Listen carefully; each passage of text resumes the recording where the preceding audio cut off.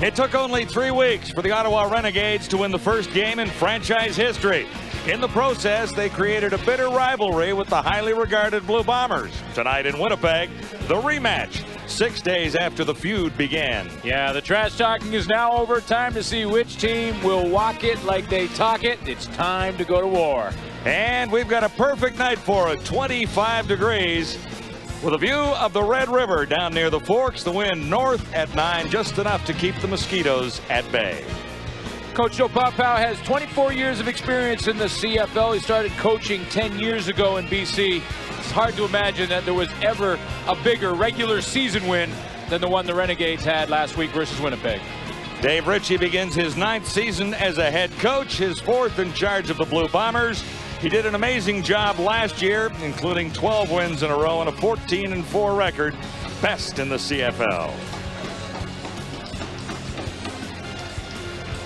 Ready to begin, the Bombers have a little something to atone for. Last Thursday night, Troy Westwood was involved in that, missed his 2 field goal attempts. He's ready to kick it off, and Donnie Ashley, the speedster from Ottawa, ready to return. No question, the pressure on the Winnipeg Blue Bombers in this one. Both teams doing a lot of talking during the week, but Winnipeg really is under pressure to back it up. Bombers won the toss and deferred until the second half. So Ottawa gets the opportunity of first possession.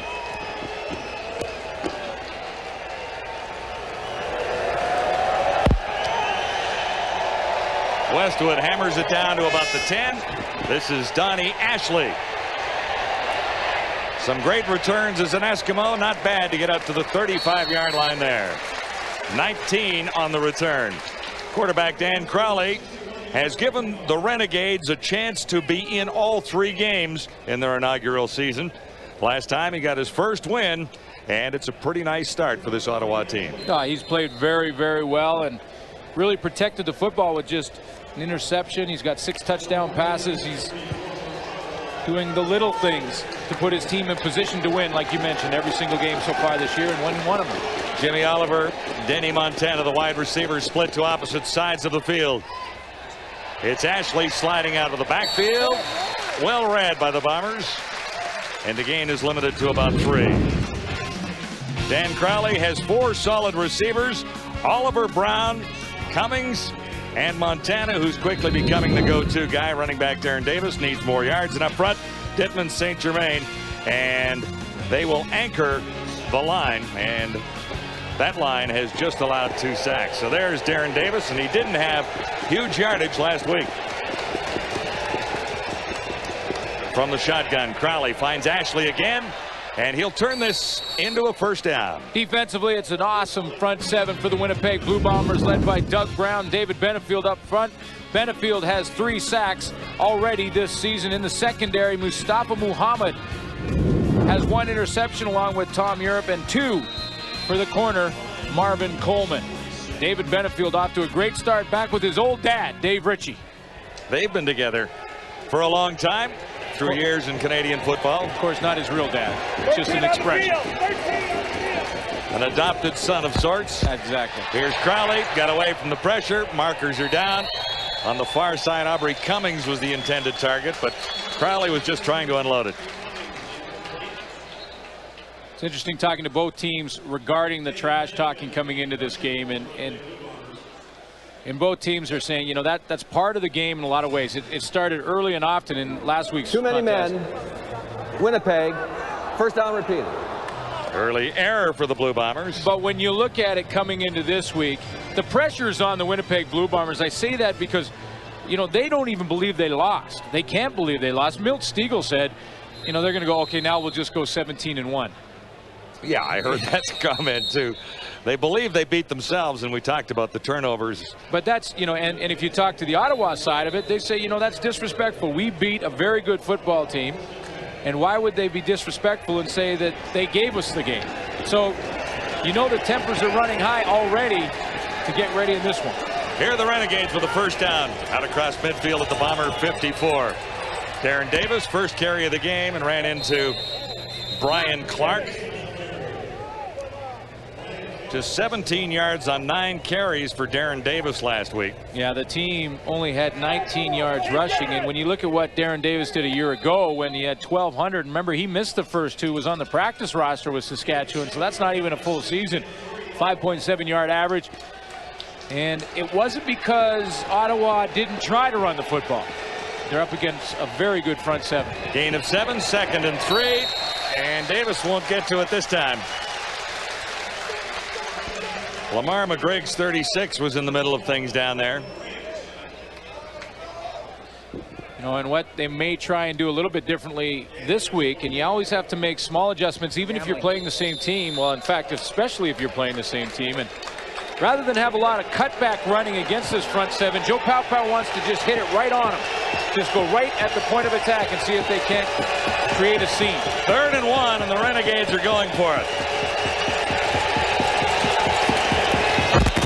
Pitch to Davis deep, and he'll have the first down to about the 42. Well, see, and that is a decision by Joe Pauw that plays right into the heart of the Winnipeg football team, because their front 7 is their heart, and he says, you know what, 3rd and 1, we're just going to go ahead and go for it, just to set the table early in this one.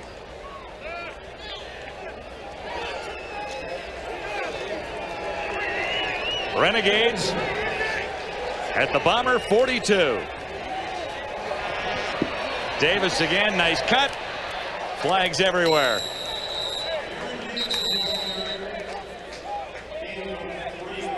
Well, and you've got to know that the officials in this game have been listening to some of the trash talking, probably thinking we got to stop things early and control this game earlier. It could get out of hand. Holding, Ottawa number 4. First down repeated. That's the slot back, Eddie Brown. So I would imagine that we'll see some quick whistles, especially if it's some contact after the whistle. Or I should say quick flags. Quick flags, yes. Neither coach was particularly impressed with the play of certain members of the other team last week.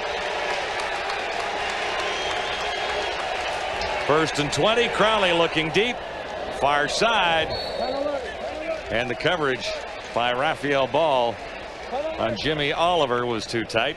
Well, it was perfect because Jimmy Oliver was trying to run an out and then up down the sideline. It's called a wheel route or an out and up. And what happened was Raphael Ball jammed him when he went to turn up. You see right there on the left of your screen, number 27, see that contact? Just enough to slow down Jimmy Oliver when he turned to go deep, and he couldn't run under that football. So this will be 2nd and 20 Ottawa. 3 receivers to the near side. And this is Davis. Slowed by Clark. Also in there was Lamar McGriggs, number 36. We saw Davis's average at 5.7 last year with the Saskatchewan Roughriders. This year so far it's 4.2, but again you have to add in that game last week where he just had 17 yards. That hurts the average a little bit. Certainly does. The Bomber defense solid against the run last week, without question, because Mark Nora had only 7 rushes for 21 yards. Coleman is deep. Back to the 5, dives to the 10, and that's about it for Marvin Coleman. 41-yard punt. No score so far. It's Wendy's CFL Live from Winnipeg.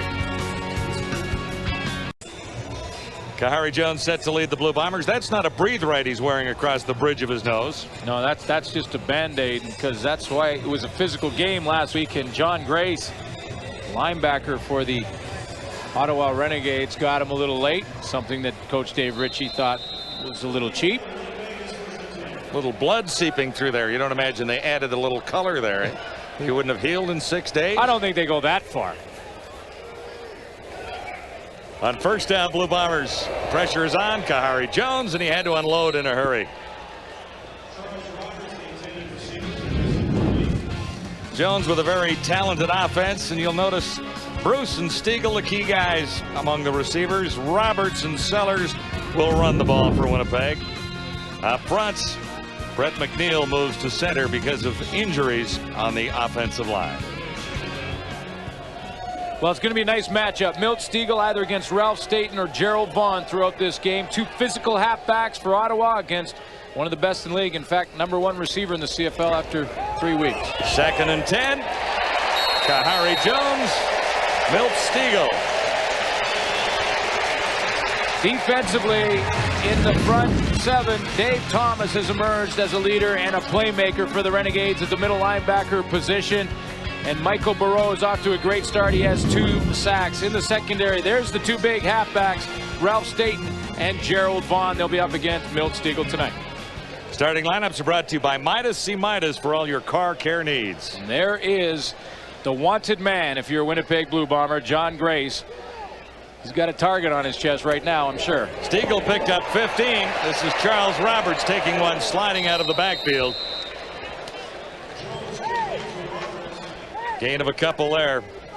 I mentioned Dave Thomas, the middle linebacker. See how quickly he got out there to try and turn Charles Roberts to the inside. He's a big, huge middle linebacker at about 250 pounds. But what they love about him is he runs about a 4.5. And she's 58, takes a block there, but he gets out to turn Charles Roberts right to the inside. Gain is 2. This is 2nd and 8, Blue Bombers.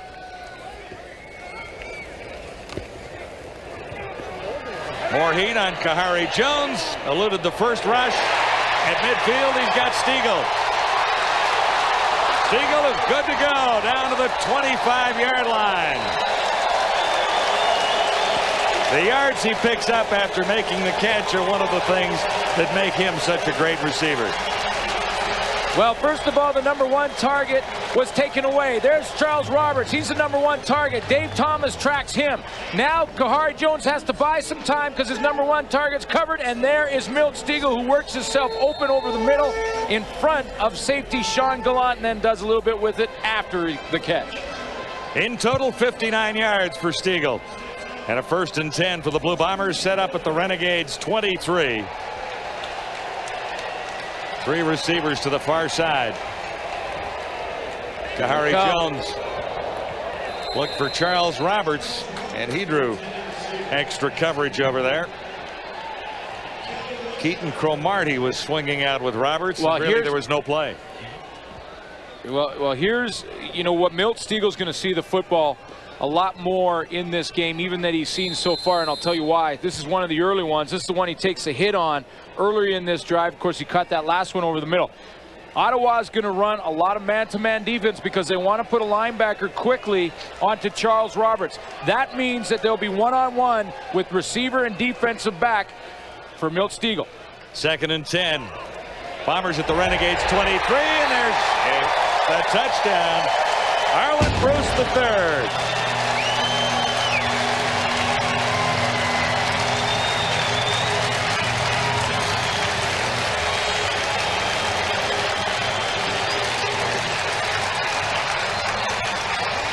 Arlen Bruce has his 2nd touchdown of the season.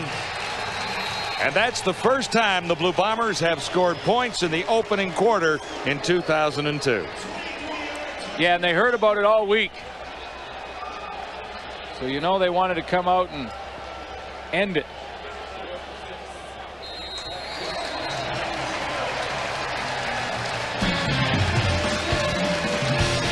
Stegall got them almost all the way down. Arlen Bruce III celebrates around the goalpost for the Bomber receivers. It's Winnipeg on top, 7-0. Milt Stegall sets it up. Arlen Bruce III finishes it off. He sure does. Got an assist to Milt Stegall because Stegall is going to be #3 in a 4-receiver set right there. See Milt Stegall? He's the deep guy going through the zone. Stoddard comes underneath, and it's a busted coverage from the Ottawa Renegades. Ralph Staten has to be deep. He doesn't. He's influenced by Milt Stegall, and number 41 just can't get back to Arlen Bruce. Bombers are on the board first. Short kick coming down to Derek Ford, who's not normally in the return formation. So the first quarter drought is over for the Blue Bombers. 0 points through the boards until now. And that's, you want to get your team out to a good start. Kahari Jones last year was a slow starter as well. He came on when the game became that much more important in the third and fourth quarter. Well, it's not how you begin, it's how you finish. But I think it is a little bit worrisome when you look at what the Bombers have gone through this season. Dan Crowley has Jimmy Oliver, and that'll be a first down for the Renegades. Well, and it's easy to see what the Renegades want to do early in this game with all the excitement and the hype leading into this game. The Bombers are fired up. They want to get the ball to the outside in the quick hitch game. Quick hitches to Jimmy Oliver. They want to get the ball outside and make the Winnipeg Blue Bombers hustle and try and take the energy out of their legs, take the energy out of all this hype, and try getting them running around from sideline to sideline. I thought Oliver had it, and he does. Actually speaking, when you see the chains go out and you've already said first down, you start to second guess yourself. Well, no, don't do that, Hawkeye. You were bang on. And there's Jimmy Oliver this season, has the 1 touchdown, 180 yards so far. Touchdown versus the Saskatchewan Roughriders in week 1. 6 catches for Oliver last week for 75 yards. Renegades first down right at the 45. Crowley calm and cool, at least for the moment. And Oki Brechterfield was there. See, but when the game plan is to get the back quickly to the outside of your running backs or to your receivers, and they are covered, then that can be a problem. Anoki Brechterfield, number 19, right off the edge. You're going to see him working one-on-one on the outside. He uses his arms, great strength, great power, and gets to Dan Crowley, who had to hang on to that football because his number 1 target, Darren Davis, was covered by Brian Clark. Second sack of the season for Brechterfield. He had 2 all of last year. So this is 2nd and 15 after the 5-yard loss. Crowley goes deep. Oh. Montana was in behind Coleman for a split second. Well, he was behind Coleman, but it was an inside pattern. It was a shorter pattern, and Marvin Coleman, John, had jumped it. That was an in route or down and in from Denny Montana. Marvin Coleman was there first. That's the veteran Coleman. He sat at about 10 yards to the left of your screen. And when this ball's in the air, watch Coleman jump up in there. It's like, if that ball's on line, it's right in the 5 on his jersey. Coleman is now back near the 23. Ready for Harper's punts. Won't have a play on it. Far side, trickling out of bounds. It's the Bombers on top. That was a 46-yard punt. This is Wendy's CFL Live from Winnipeg. Great beginning for Kahari Jones on home turf here in Winnipeg tonight. Yeah, when you start and get a nice drive, 6 plays, and go, just 1 yard shy of 100. A couple of key plays to Milt Stegall, one a 59-yard catch. And then the touchdown to Bruce for 23. And that's the 7-0 advantage for Dave Ritchie. And the Blue Bombers. He worked his troops this week. Worked them hard. I can imagine he must have. From the 23, first down. Jones to the near side. It's Drover making the catch away from 1. Tough to bring down. Now Jeff Drover's 2nd catch of the season. Might have hurt his hand there at the end of that, fighting for extra yards. Jeff Drover just refusing to go down. And he's not going to tell anyone if his hand is hurting a little bit. 1, 2, 3 shots at him. Here comes another. Wait a minute. There's 4. Oh, that was the helmet right in the right shoulder. And right after that, he grabbed his hand. Couple of big hits for 56, Keaton Cromartie. Here's Charles Roberts. A penalty marker went down. Mentioned Dave Ritchie worked his troops hard this week. Now these are the rumors that I hear flying around as the week goes on, that there was a Winnipeg day off that the team ended up in full pads. Ooh. Offside. Ottawa, first down. Now, I say that because back in Ottawa right now, Eric Tillman and Dave Ritchie, of course, go back. Eric Tillman, the general manager for the Ottawa Renegades. And I've got this sneaky suspicion that some of the things that they said after the game may have been deliberate to maybe see if Dave Ritchie would work his troops a little harder, and then maybe they're a little tired in the 4th quarter. It could be a strategy, could it? Something along those lines? I don't know. Jones in more trouble here, and he'll go down this time. Cromartie was one there, and so was Kelly Wiltshire, who was the defensive player of the week for his play last week against Winnipeg. Kelly Wiltshire, #1 right there. I also saw Mike Moten involved in the play. Pretty good all-out rush. You see Wiltshire, he's just on the rush. There's Moten. He's going to end up getting first contact. Kahari Jones rolls out. He only has 2 receivers to look at. They're covered, and he has to look through a 6'6", 283-pound Mike Moten. Loss of 15, 2nd and 25, and Charles Roberts won't get but 2 yards of that back. So a big defensive stand for Ottawa. Yeah, and right after now the Bombers had scored with relative ease. Well, right now, John, what they're doing is they're taking away #1, and that's the #1 target for the Winnipeg Blue Bombers, and he wears #1. That's Charles Roberts, and what they like to do is just swing him the ball and get him into space. And Ottawa's answer to that so far in this game in the first quarter is to get a linebacker on him immediately, rather than drop off. Get a linebacker up there on him right away and take away the throw. Early happy birthday wishes to Bob Cameron, who turns 48 at midnight. 48 years young. 48 years young and still kicking them high into any wind that will blow across this stadium in Winnipeg. Now he's upset because he has to reload. Count violation. Winnipeg #6. And he has to take the time down, and he has to kick it again. In his 23rd season in the CFL. He doesn't look a day over 38. No, we'll change that graphic the next time you see him. At midnight, it automatically changes. Flips over. We've got it. We're right on top of it. It's in the computer that way. Now and another one. Wade Miller takes off and hits Jason Kralt. And now it becomes a problem for Winnipeg. Because, you know, that first time count penalty to get everyone lined up right isn't a big deal. 5-yarder. No, I mean, you're better to take that 5-yard penalty than have a block kick. And have a block punt, absolutely. But now they're going to back him up again. And now Bob Cameron punts from his goal line, and any return at all, Donnie Ashley's in field goal range. Charge was on. Cameron got it away, not deep. Ashley at midfield. A little spin, surrounded by Blue Bomber jerseys. 2 on the return, 35 on the punt. And a penalty flag flies. We'll get back to check out that story when we return. Ottawa Renegades penalized for unnecessary roughness. It was on Donnie Ashley at the bottom of that pile. The returner, you know, both coaches have to be a little concerned that the players can control their emotions.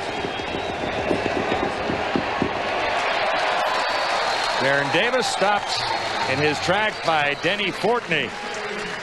Looking back to last game, 85 yards unnecessary roughness penalties against the Renegades last time. Well, in cases like this where the emotions are running so high, one of the keys is to control those emotions and don't be the team that gets that last hit in, that last retaliation hit, because that's the one that gives you the 15-yard penalty and puts your team in a bad hole. And this isn't a deep hole for the Renegades, but look where they would have been 15 yards upfield to begin this drive. Now they're looking at 2nd and long behind the intended receiver, and it almost ended up in the hands of Mike Maurer. Well, I'm not so sure that Rylan Wickman, number 55, didn't get his hand. You see 55 going right up the hole there. Well, actually, that looked like it did come out of there clean, but he got some good pressure going one-on-one and pushing Carl Coulter back there. Oliver was the target. Mike Maurer had a chance to one-hand it, but it's 3rd down in a hurry. And Harper is in. Coleman has company back there this time. Charles Roberts. Charge was on from Donaldson. This is Charles Roberts. This guy can flat out fly. And here he goes. He won't be caught, I don't believe. Well, hang on. Slow down just a second. Whoa. And grabbed by Grayson Schillingford. Wow. Grayson Schillingford. Huge burst of speed for Schillingford. And I thought Roberts was gone. He took 2 back last year. Well, normally he would be. There's Roberts right at the back corner of your screen. Now watch, one move up to the left and then back across the field to the right. Schillingford is behind by about 7 yards, but look at him make up ground. Whoa, did he ever? Wow. You see number 8 right there. See, right now he's about 7 yards behind, and this is a touchdown for Charles Roberts. Schillingford doesn't quit and catches him, saves a touchdown. 57 on the return, and the Bombers are set up at the 29. Here's the big guy, Mike Sellers. Hasn't been used a lot to carry the ball, and was wondering about that this week, but he gets his number called early in this one. Well, it's tough when Charles Roberts in the backfield to find a way to get Mike Sellers the football. But they will as the season progresses. And talking to Paul LaPolice, the offensive coordinator, he definitely wants to see Sellers carry it and catch it. He's got very good hands for a big man. Sellers wants the football, but if you're running back, everybody wants the football.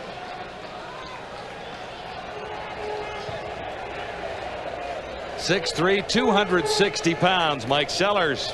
This is to the little guy. It's Charles Roberts. Ball is loose. Ottawa had the chance. Who came up with it? It looks like the Renegades have the ball on the first turnover of the night. Yeah, they do. I think it's Kelly Wilshire will end up coming up with that fumble.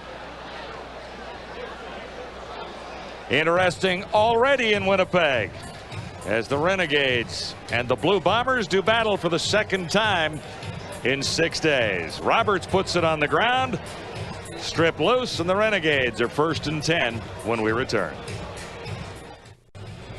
And we're ready for it here in Winnipeg. John Grace combining with Dave Thomas for a huge play for the Renegades. Watch how quickly number 7 John Grace gets across the formation to strip the ball from Charles Roberts. Dave Thomas recovers at the end of that scrum. But how about the play from Grace and Schillingford to stop the punt return touchdown? It saved it indeed. Davis was in big trouble, and he's found more. Brian Clark playing extremely well in that Bomber linebacking core, and here are the numbers thus far. Well, both teams with 4 first downs. Fairly close when you look down the line, although the passing yards for the Ottawa Renegades way down. Now they're going with the game plan to throw those little hitch passes out to the wide receivers and try to dump the ball to their running backs and Darren Davis, but sooner or later Dan Crowley's going to have to go down the field as well. Loss of 1, 2nd and 11. Crowley to the near side, and Denny Montana makes the catch. They call it a catch. Coleman was covering, and we'll see where they spot the ball. It will be enough for a first down. And Dan Crowley will use his legs and stretch the pocket out. This is full out roll out to get that defensive line running, get them tired out. What Ottawa are hoping is that in the 4th quarter it pays off. The big guys up front, Doug Brown, Denny Fortney, get outside containment, throw that strike to Denny Montana. Whoa! Harold Nash guarded loose. They say no catch. An incredible hit by Harold Nash. Now the talking begins once more.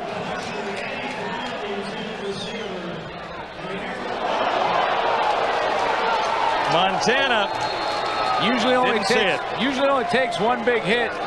Here's Harold Nash and Eddie Brown. Hello. Down he goes and he gets up talking.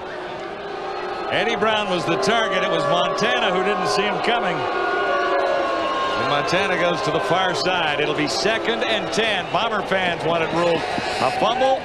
Eddie Brown makes the catch there.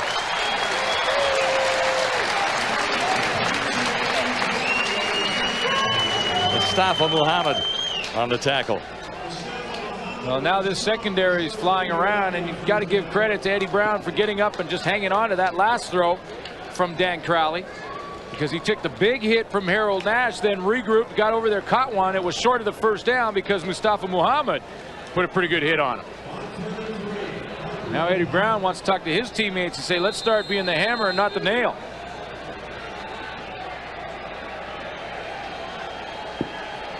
Coleman is deep, along with Charles Roberts. Harper's kick to Roberts.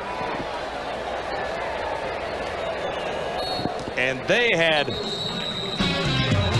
Charles Roberts absolutely surrounded. One for the highlight reel. Nash the hammer. Brown the nail. Wendy's CFL Live from Vancouver tomorrow night with the Ticats in town to take on the Lions. Hamilton coming off a nice win. The Lions looking for number 1. Yeah, their backs are against the wall, and if you want to go check out what should be a physical game, at least for sure from the BC point of view, they've got to win. There's the number to call. 5-8-9 roar. We'd like to thank the Blue Bombers for lifting the blackout here tonight, so all of Manitoba can watch the Blue Bombers and enjoy the game. Quite a few last-second tickets sold for this one. Over 3,000 today alone, and this play is ruled down as Roberts ended up with the ball, and it was whistled dead. Bombers are pretty excited about the fact illegal that procedure. Winnipeg number 60. Still first down. This trash talk, bad blood headline stuff has sold a few extra tickets for this one, because that's pretty good game day walk-up. And there's nothing wrong with that. And then you've seen by a couple of the big hits that they are walking it like they talk it. Harold Nash getting involved, and the crowd loves it. See their team come out and play aggressively in the first quarter. On the penalty, 1st and 15, Bombers at the 36. Jones steps up, taking out for the first time, and there's another flag down. That's going to be holding. It's going to be holding against Brett McNeil, who was working one-on-one on Mike Moten, and when Moten tried to slide to the outside, Brett McNeil just hung on for a split second too long.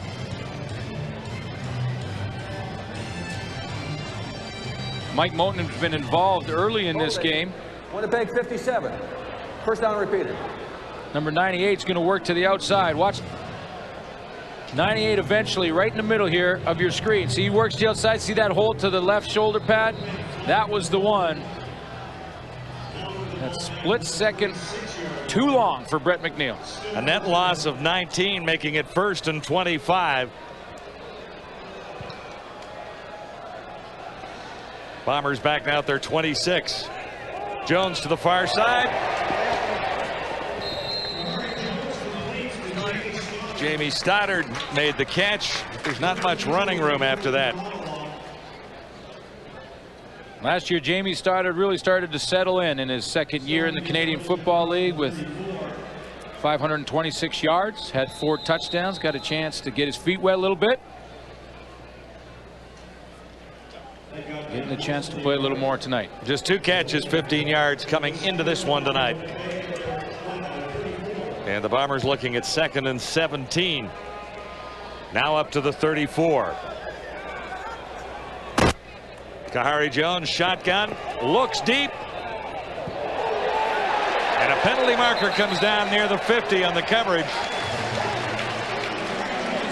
Ricky Bell wants to go over there, number 25, and find out what the call is quickly, because he thinks that ball was so far overthrown that it was uncatchable. To the left of your screen, Ricky Bell is the deep player, number 25. Wilshire had jumped Charles Roberts. That forces Kahari Jones to go deep. Winnipeg number 50. Forward pass interference. Ottawa 25. Second down repeated. So nothing changes as a result of 2 penalties. Ricky Bell catches a break, though, because that ball was overthrown, and he really didn't have to go and put that hit on the Winnipeg receiver, but because of another penalty up in the line of scrimmage. And I believe he was talking about Mike Sutherland. I don't see a 50 in that offensive line at this moment. I don't have a 50 on the Bomber roster anywhere. Kahari Jones, 2nd and long again. Oh, baby, what a play. Just about. As Vernon Mitchell got in the way of an almost perfect throw to Arlen Bruce III. Arlen Bruce wide open down the seam, except for the fact that Vernon Mitchell showed some great closing speed. Defensive backs, great closing speed. Look at Mitchell. He makes up about 15 yards of real estate to knock that ball out of the air, or Arlen Bruce is right down the seam.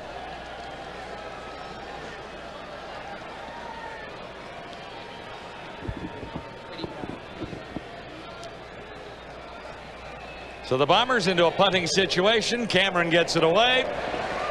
Eddie Brown halfway across the field to try and hang on. Gets a good bounce. Made it interesting, but he was out of bounds rather quickly.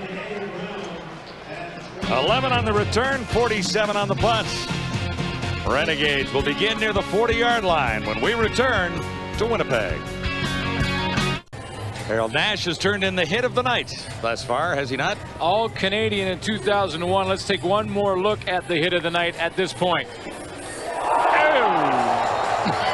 On Eddie Brown, the ball squirted loose. However, it was not ruled a catch. Montana went in there after that football, even though it was ruled incomplete, just to be sure. Renegades from the 40. Crowley to his left, a little jump pass, and Davis had it and then turned around and dropped it. It's an interesting play, and one that Darren Davis and the Ottawa Renegades like because it has been positive for them in the past this year. It's a little shovel pass. Joe Paopao has had this in his offenses, whatever team he's been coaching. With a little jump to it. Well, he had to jump because he had a Winnipeg Blue Bomber tracking him down. So it couldn't be a shovel. It had to be more of a hook pass. Hook shot. Jimmy Oliver flanks to the near side. Denny Montana, far side of the field, 2nd and 10 Ottawa. Nice pump fake by Crowley. And downtown Eddie Brown couldn't get all the way there. That's the progression of the hitch passes that they tried to do for the first quarter and a half. They tried to do a lot of those outside hitch passes, but in order to do this, you need to have time to throw the football accurately. And you're going to see that Dan Crowley right here, Brechterfield on number 19 pushes his man right back into Crowley's lap, and Crowley overthrows that by about 2 yards. Because Eddie Brown was in behind Raphael Ball. Another 2 and out for the Renegades, and Charles Roberts, who had a great return earlier, waits back near the 25. Grabbed by the sweater and tossed to the turf, and a flag comes down. Well, Shellingford again, and remember he tracked Charles Roberts down and saved the touchdown. And I thought that he grabbed him cleanly around the shoulder pad. I thought he grabbed a hold of the shirt and the shoulder pad. We'll see what they call it. Major foul, face mask. Ottawa number 8, first down. Well, let's bring in Greg Musselman. Okay, thank John Wells. Brendan Tamman is the Vice President of Player Personnel for the Winnipeg Blue Bombers. You know, John was saying earlier that, you know, the trash talk worked. We got a few extra thousand people here tonight, Brendan. Yeah, courtesy Dave and Eric, it worked out pretty good. But Ottawa's got a good team, so people are seeing a good game as we thought we would. Nice to see your team obviously come out and do something in the first quarter, something you've had trouble doing in the previous 3 games. Yeah, well, we knew we had to let Ottawa in the game early and get a lead would have been tough, but they're hanging in to their credit, so it's going to be tough. I know there's somebody special that you'd like to say hi to tonight. Hey, Eric, why didn't you make the trip? We were going to buy you supper. Okay, back to you guys. It continues. It never ends. Eric is not going to get a cut of the extra 3,000 tickets sold today. That's guaranteed. It was called face masking, but we disagree. No, it wasn't a face mask. It was missed. It looked like a face mask the way Charles Roberts spun around, but Dave Ritchie got a couple of bonus yards there because I didn't think that Grayson Shellingford. Here you go. Here's another look at it. See, that's the left shoulder. Pulls him down and throws him on the ground. Little jersey, little shoulder, but that's legal. Roberts threw the head fake in there. That might have faked out the officials.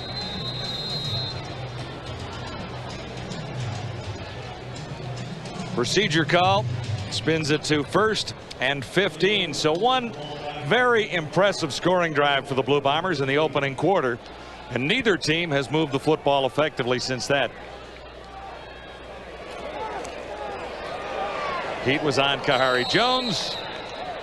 Stoddard was the target. Ralph Staten was coming. So how Charles Roberts is being tracked. This time Ottawa will use safety Sean Gallant, and here's the key. Sean Roberts has gone this way. Sean Gallant has gone with him, the safety. There's no one in the middle. And you will see Milt Stegall, if they keep doing that, Ottawa keeps doing that, Milt Stegall will go right down that hole and try and get in behind where Sean Gallant just vacated. Kahari Jones looks at 2nd and 15. Charge on again. Got it away far side. And it's a great catch on the far side. But a marker is down back behind the line. And that would indicate the holding area. Second catch for Jeff Drover. This is pretty. But let's see what the officials come up with and see if this catch, which is really nice. I mean, that's going completely horizontally to come up with the football. Major foul. Unnecessary roughness. Oh, Winnipeg boy. 57. After the play, first down. Well, those are the ones that just make coaches go gray. And you can see Dave Ritchie has seen a few. Well, Brett McNeil got called on the holding earlier. That one was against Mike Moten, and now the frustration get to him a little bit, and now he gets that late hit call. Bombers will get a first down, but it's back at the 38 instead of where Drover made the catch. Jones to his right. Drover again, and he's got 7, maybe 8 yards. Donald Ruiz was there. Now it's Kahari Jones' turn to use the pocket, get outside. See slide protection up front. That means all the offensive linemen slide to their right. Kahari Jones in stride, delivers that football to Drover, who's got a couple already in this game.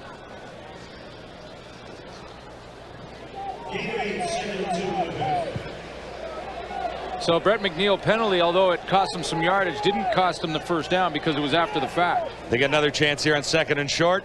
2nd and 2. Marcus Howell was the intended receiver. No penalty on that, but there is a flag back near the line of scrimmage. Major foul. Roughing the passer. Ottawa 90. First down. Clinton Wayne. Clinton Wayne is right here. Let's take a look and see what he does. He gets cut at the line of scrimmage. He steps over him. Is that 90 or 98? Yeah, well, 98 was right beside him. He was saying, no, you can't do that, Clinton. That's why. So it is 90. Yeah. We had it right. Yeah.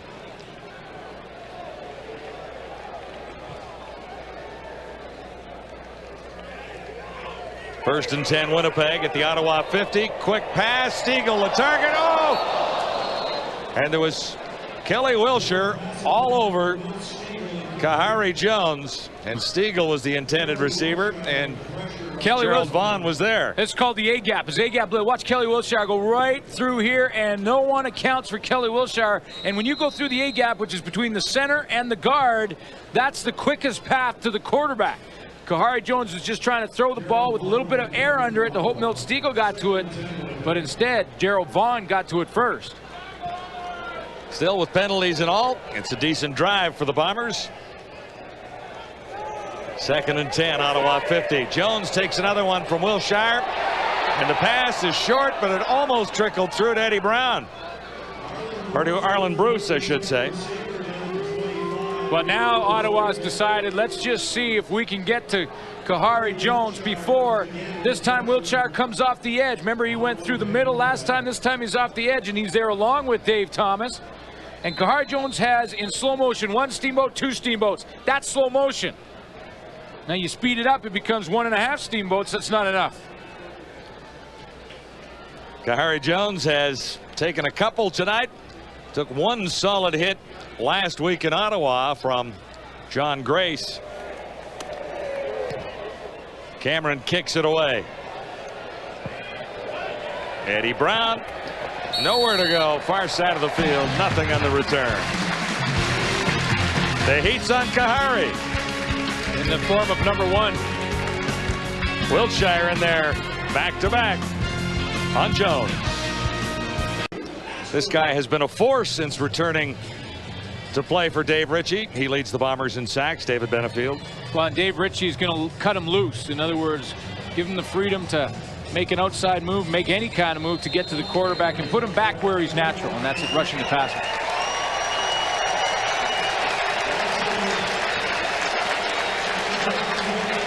Renegades beginning at the 12. Crowley had it tipped and intercepted. McGriggs comes up with the ball. Lamar McGriggs. First interception going that way. Tipped at the line.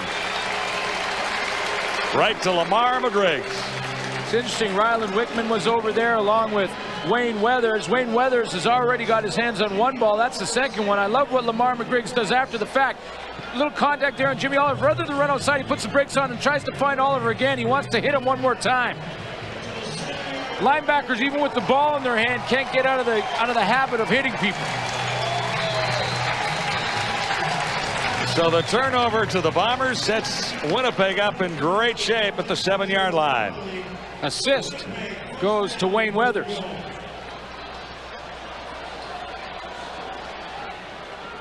Jeff Drover flanks to the near side. Kahari Jones gets some heat, got it away. Touchdown, Charles. Roberts into the end zone.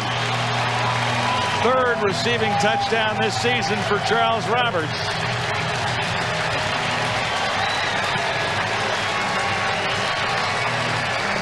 And that's the way you take care of pressure on the quarterback.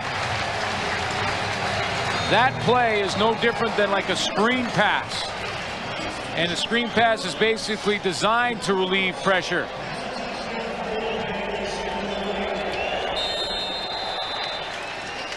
So the first play after the interception, Kahari Jones, Charles Roberts. Nice little move. He's in the end zone. Interception, Lamar McGriggs, set up by Wayne Weathers, who tipped the pass. Lamar McGriggs is dropping in his zone defense.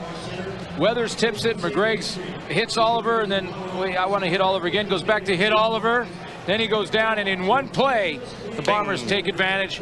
And Kahari Jones here is going to draw the rush. Watch this. He's going to make it look like, look, I'm going to roll to. No, I'm going to drop it off to Charles Roberts, and he took two Renegades with him. One, middle linebacker Dave Thomas.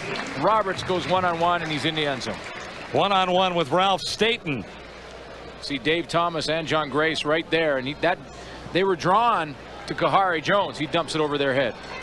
Staten looked like he was playing goal there for a minute on the line, I mean, because he was stopped dead in his tracks. You could be the best tackler in the history of the universe and not stop him at that point. Particularly when you're standing still and trying to react after that. No way. Couple of touchdowns for the Blue Bombers tonight, and a 14-0 lead. Here's Eddie Brown on a huge kickoff back to the goal line. Markers are down, and so is downtown Eddie Brown. Well, Kahari Jones and Paul LaPolice likely have talked after the last series, and watch Jones come this way and draw both Dave Thomas and John Grace, number 7, number 58. That allows a little space for Charles Roberts, and there's the one-on-one on Ralph Staten. That's a tough position to be in for anybody. Illegal block. Ottawa 31. First down. Paul LaPolice gets excited. He's one of the youngest coaches, one of the youngest offensive coordinators in the league at 32 years old, and trying to figure out a way of getting the one football into all his weapons' hands. Well, he's got a bunch, doesn't he? Stiegel and Bruce commanding. Charles Roberts, Mike Sellers want the ball. Right now, it's the Renegades first down at the 5-yard line. Less than 5 to play in the opening half. Crowley hands it off. And Davis, nice run, but the ball squirts loose. And the Bombers say they have it again. Marvin Coleman out of the pile. And Winnipeg has the turnover touch tonight. Well, what goes around comes around, I guess, in the turnover department.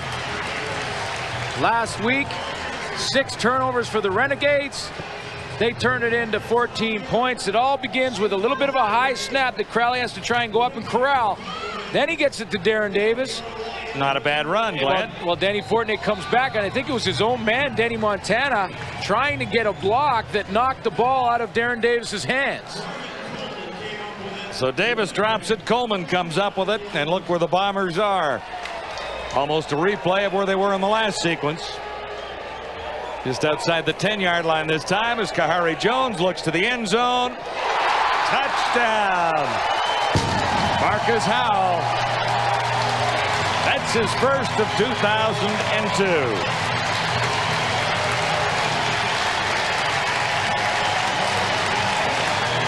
Oh boy, making quick work of these turnovers. It's one thing to turn the ball over, it's another to turn it all over right in your own backyard.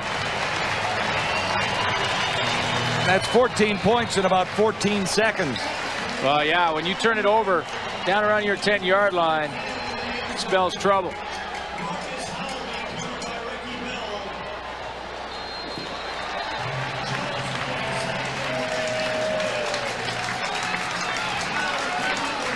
Marcus Howell celebrating his first touchdown reception this season, getting a starting job as one of the Blue Bomber wideouts. Well, Darren Davis is used to looking at the tacklers for the Winnipeg Blue Bombers. He's going to try and avoid them, but he doesn't count on his own man knocking the ball out of his hands. Watch Denny Montana, 89, right there. The back of Denny Montana knocks the ball. And when it comes out, Marvin Coleman replaces it, recovers the ball, gets down to the 10-yard line, and here's the touchdown. And this is just a perfect pass right to the corner.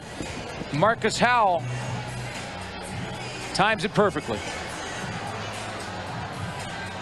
He's quick when he wants to be, or when he has to be. 2 turnovers, and on the very next play, Kahari Jones gets the Bombers into the Renegades end zone.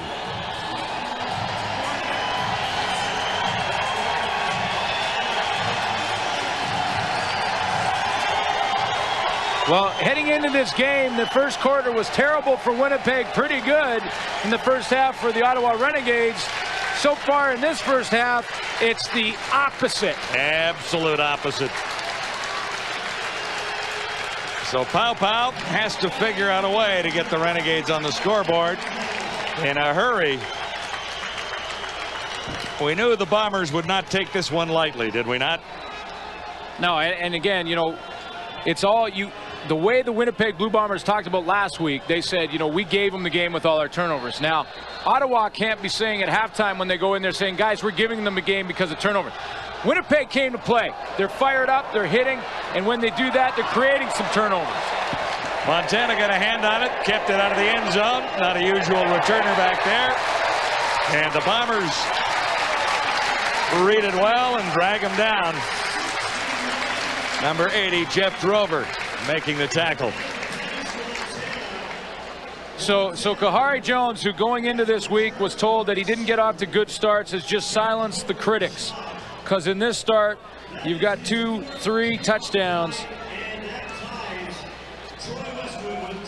And we're not quite finished the first half. Paul LaPolice told me about the criticism. He said, you know, I went and told Kahari, don't even think about it, because you start thinking about it, you're going to start believing it. Dan Crowley on first down, Ottawa. That's Montana.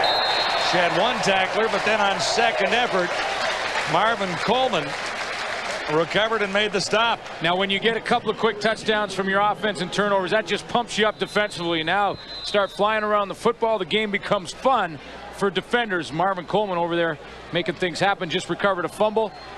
And watch out for Mr. Benefield. Blue Bombers are on a roll. Back-to-back touchdowns off of turnovers, and there's the lead. It's 21-0 Winnipeg. Halftime is approaching. It's a great night for the Bomber fans and cheerleaders so far with Winnipeg on top. The Rogues Gallery will join us about 3 minutes from now. They'll break it down for you like no one can break it down. Second down, Ottawa. Crowley handles the snap, looks deep. Oliver was the target, and the coverage was by Mustafa Muhammad, who played very well in his first 2 games, and Dave Ritchie said had a bit of a tough week last time. And he has been a problem for Dan Crowley, as has that whole secondary for the Winnipeg Blue Bombers that have come out hitting. And really, when you come out hitting, you're taking away that short game that Crowley and Joe Papa are trying to establish, the quick hitch game. That's why you saw in that last play, Crowley just try and throw one deep, maybe make something happen before the end of the half. But now the biggest concern for Ottawa is this next series, because with over 2 minutes remaining and that guy on the field, at any time, Winnipeg can be explosive. Harper tries to keep it away from Roberts. He'll take it on one hop right at midfield, and that'll draw a flag. Perhaps somewhat intentional in one way. Sure. A 6-yard punt rather than let him escape again. No, that's a great play. That's Mike Villemick, the #1 draft pick for the Ottawa Renegades, and he's going to be on all the special teams. You have to pay your dues when you get to the next level, and he's a tremendous running back. No yards, Ottawa, first down. And he will be a great running back in the future for the Renegades. But he made a good decision there, because you don't want to give Charles Roberts room when the ball's bouncing around. It's only a 5-yard penalty. You might see him out there on the field at some point tonight, number 35, as a tight end, because he's got part of that on his in his playbook for very good hands. tonight. Yep, very good hands. Bombers in great shape. 2:38 on the clock till halftime. And here's Roberts bursting through. Very effective, this Blue Bomber team, when they've had opportunities in this one tonight. Anytime they get in the red zone, they're coming away with points, basically. They've had 9 opportunities, 7 times they put up majors.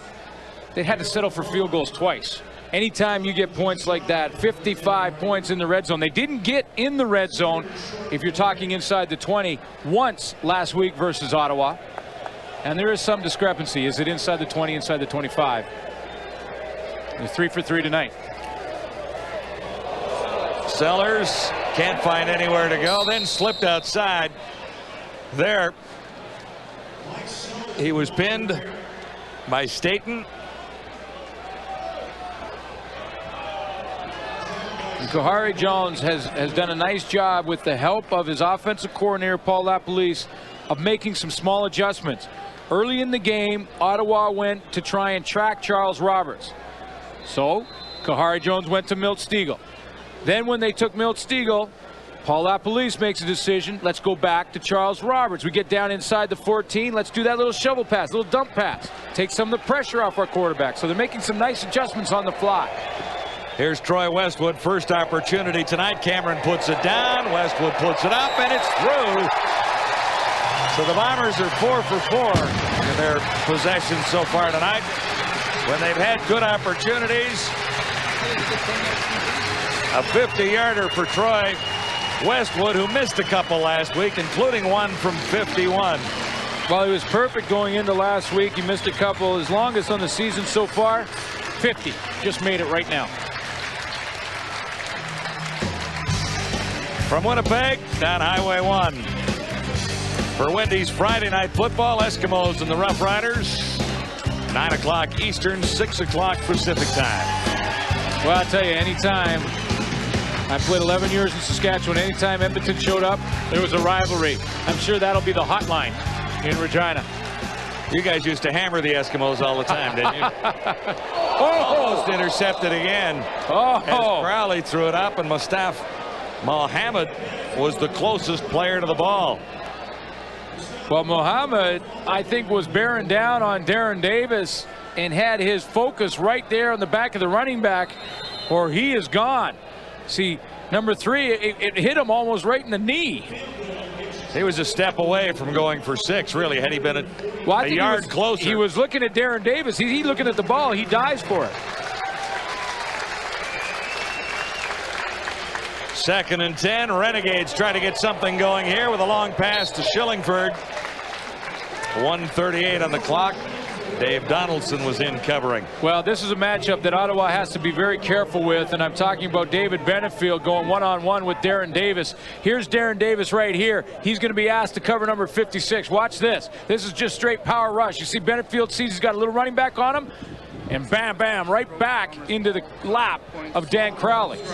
Now Darren Davis is tough and he's strong, but that is a load to try and stop.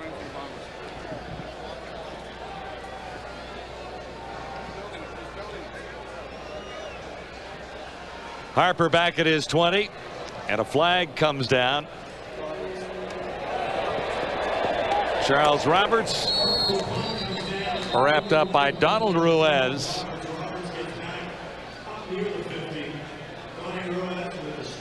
Prior to the game on Friday night from Taylor Field, a franchise story, a year in the life of the Saskatchewan Roughriders.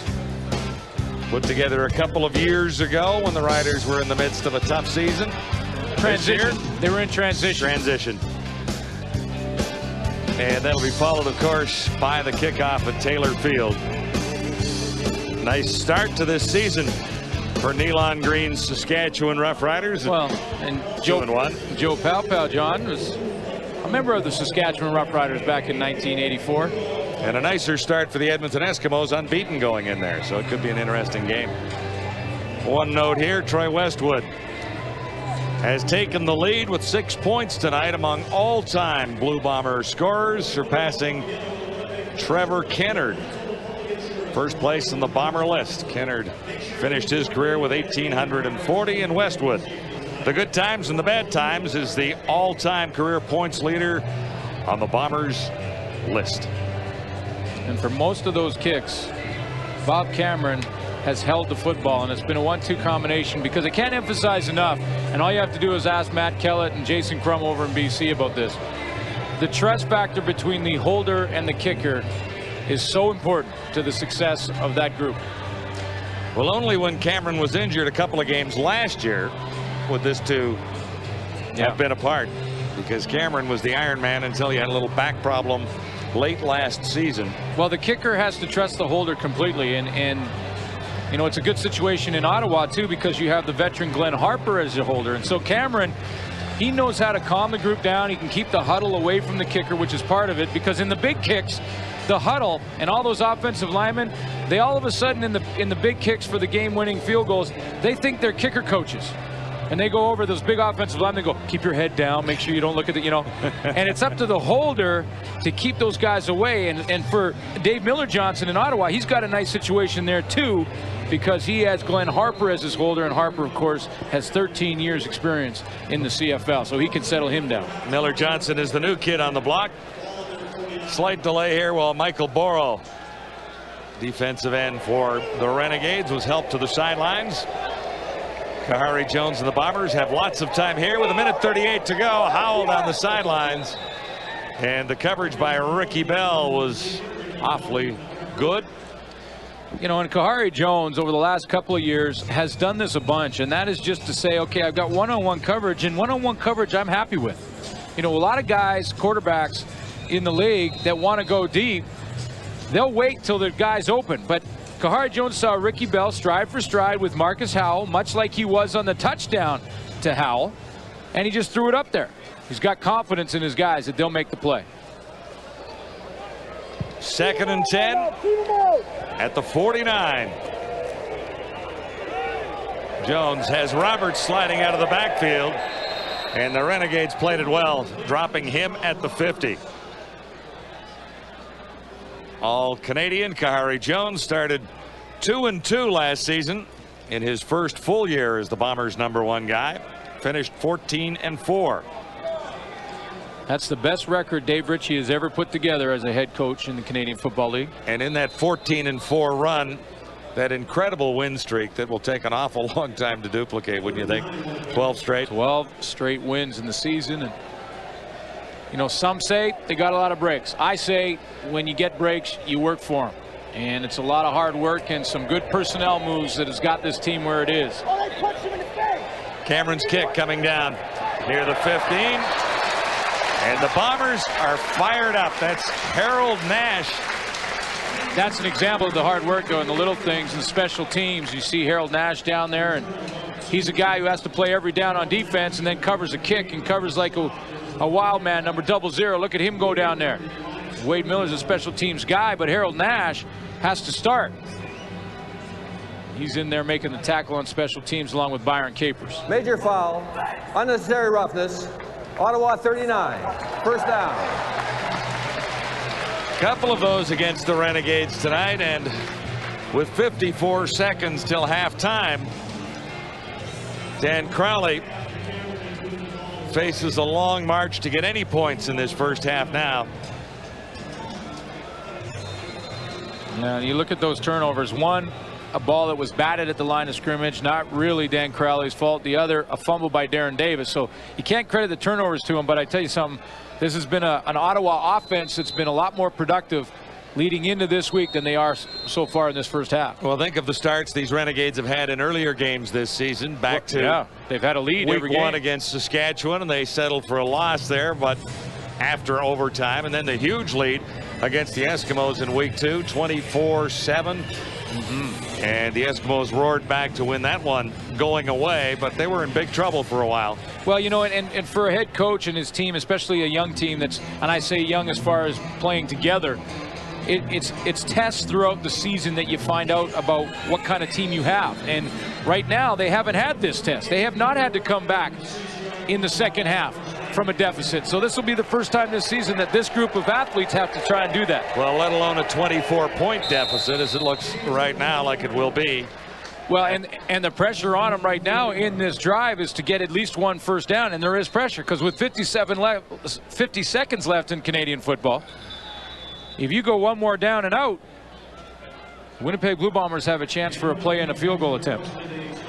And the Bombers will call their timeout in the first half and make sure that Crowley now has to run a play for first down territory, and he's got about 7 to go.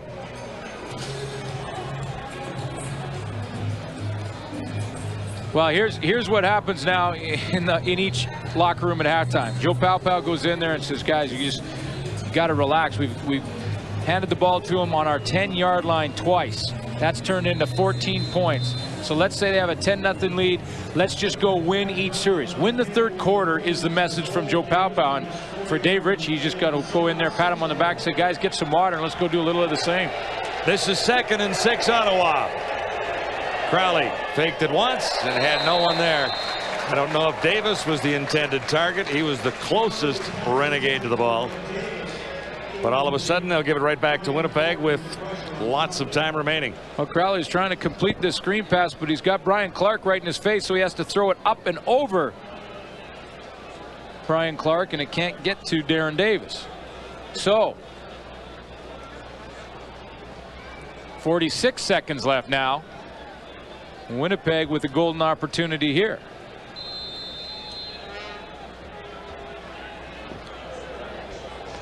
Lots of time for the Bombers, and Winnipeg will get the ball out around midfield if Harper in fact kicks this. You almost want to give up 2 here, and that's a good decision. It's a good decision. You're going to give up 3 automatically, so you save a point. But the way that's stopped, this is a good decision now. The frustration part has to be for Joe Palpal that they didn't get at least one first down from their offense when they were backed up in there to end this first half, get in the room, and regroup. Talk about regrouping. Yeah. They're regrouping right now because we got 42 seconds left. So they're regrouping. They're gathering, put the hamburgers away and all of that. Gathering up, getting ready to go. Tidy up the desk, guys. Don't like to see too much paper on the desk. See, Chris Schultz is telling Dave Randorf what he's going to talk about, not the opposite. Well, look at Randorf's eyes rolling up in his head there. Usually you think that the host is sort of saying, okay, you go here, but no. Not with Chris Schultz. He's saying, hey, this is what I'm talking about, and you're going to like it. And you know why he runs the panel. Well, Joe Palpal runs this Ottawa Renegades team, and, you know, he's not the type to, I don't think, really explode unless things get completely out of hand at halftime. It's really not his personality, but one guy that will explode at a time or two is Dave Ritchie. He certainly doesn't have to at this halftime break. He bristled at thoughts and suggestions that his team was overconfident going into Ottawa last week. But, you know, when you send 39 football players, it's human nature. From a championship team out onto the field against an expansion team, it's pretty hard to guarantee that a couple of guys didn't take it a little lightly, at least in the early going last week. Story of last week's game, or at least part of it, was John Grace, and he's involved there. He's lost his hat. It's good contact coming in there. He's still got his mouth guard. Usually that mouthpiece is attached to the helmet. That's part of the equipment. You hook it onto the helmet. And Noki Brechterfield, look at that hit to hit, head to head. There goes the hat. And the mouthpiece is still in there for John Grace. Now he's got to attach. See, there's the other part of the mouthpiece hanging off the mask there. So now you see, there it is. It's just hanging right in the front. And that's all supposed to be together. So they got to regroup that too. Kahari Jones, 34 seconds on the clock, goes for a long one, far side, and Howell can't bring it in. See, now Dave Ritchie's still aggressive with his offense with 30 seconds left. Why not? Couple first downs, maybe one big play, and we kick another field goal. I mean, the Bombers really want to shake off last week. Without question, this team goes down in history as the first to lose to the expansion Renegades. Well, and beyond that, though, I think, John, is that you never want to lose twice in a row. You know, no matter who you are. And it just because losing, like winning, is something that sort of grows on you, and you want to shake it as quickly as you can, no matter where you are in the history of the game. 2nd and 10. Bruce made the catch. He'll have a first down out near the 52. 23 seconds till halftime. Kahari Jones is on a nice little roll. By the way, the last time the Bombers had a shutout was back in 1988. And guess who they were playing? The Ottawa Rough Riders. Rena Roughies. Stiegel couldn't hang on. Vaughn was covering. Bombers really struggled in the first quarter coming into this game tonight. Yeah, you know what? Just that one, we got that one out of there now. Yeah. But all those zeros, that one's over. No points. 20s in the first quarter. The critics have been answered as far as starts for this team go. 11 seconds to go. The Bombers have a shot. Maybe one play here to get in field goal range for Westwood. That could do it if he can get down in a hurry. Harlan Bruce III is down with 4 seconds on the clock, and that comes Westwood. See, Kahari Jones pumped up about that. That's important. Eh? You want to get his points as many as you can, as quickly as you can, and why not? Troy Westwood just hit a 50-yarder. He's looking at about a 47, 48-yarder right now. Right down the middle. Already the Bombers' all-time leading scorer setting that milestone on his 50-yard field goal just a few moments ago.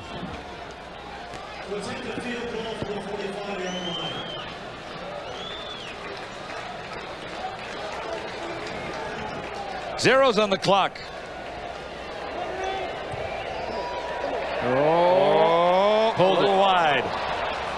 It'll sail through for a single point. Boy, that looked like he hit that ball cleanly. It just faded on him a little bit. Made the 50-yarder, missed from 45, but the Bombers head to the dressing room with a 27-0 lead on Ottawa. Well, regroup time for Joe Paopao. I thought Troy Westwood hit this cleanly. Pin was good from Bob Cameron. Kick was up. And maybe the wind off the corner of the stadium caught it at the last minutes. A long field goal just sailed a little bit wide to save that man a couple of points. But there's been a bunch against him so far. Indeed so. It was all Winnipeg on home turf in the rematch here tonight.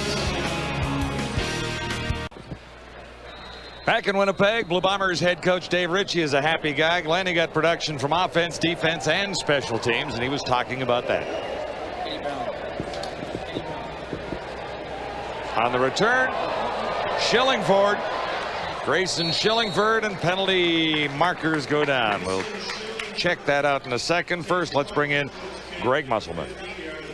Ottawa Renegades head coach Joe Paopao, you give up a couple of turnovers late in that first quarter. That's tough against a team like Winnipeg. Well, you know what, you can't do that and expect to win, and you know it happened last week, but they're playing a good game, and you know we need to come out and make first downs and stay on the field on offense, and hopefully get some turnovers on defense. What kind of adjustments did you talk about during the half?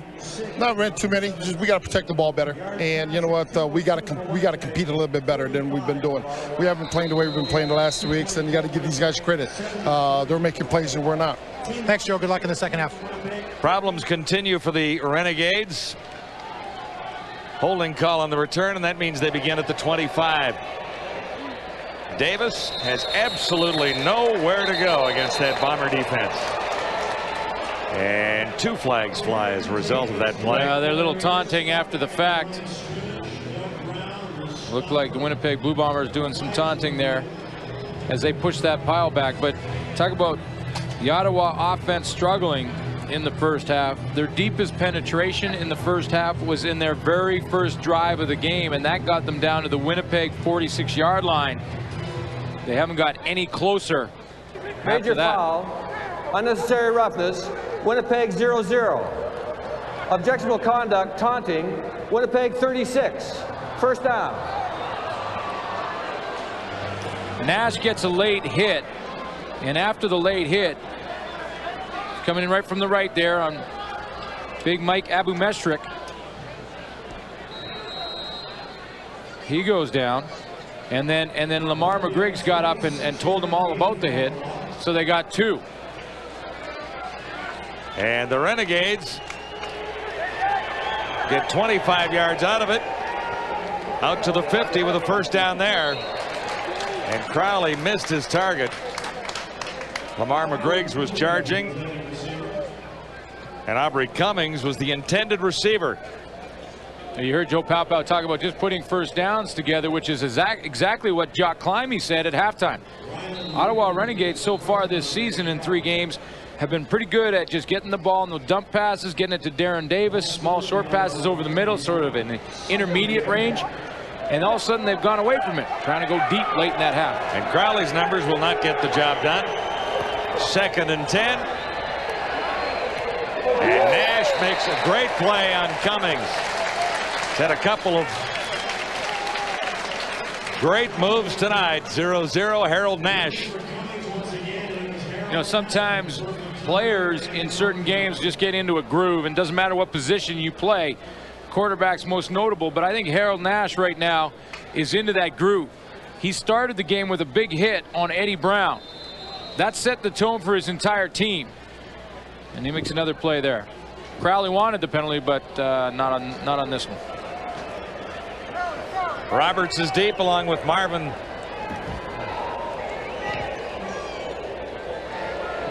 And it's coming down to Marvin Coleman.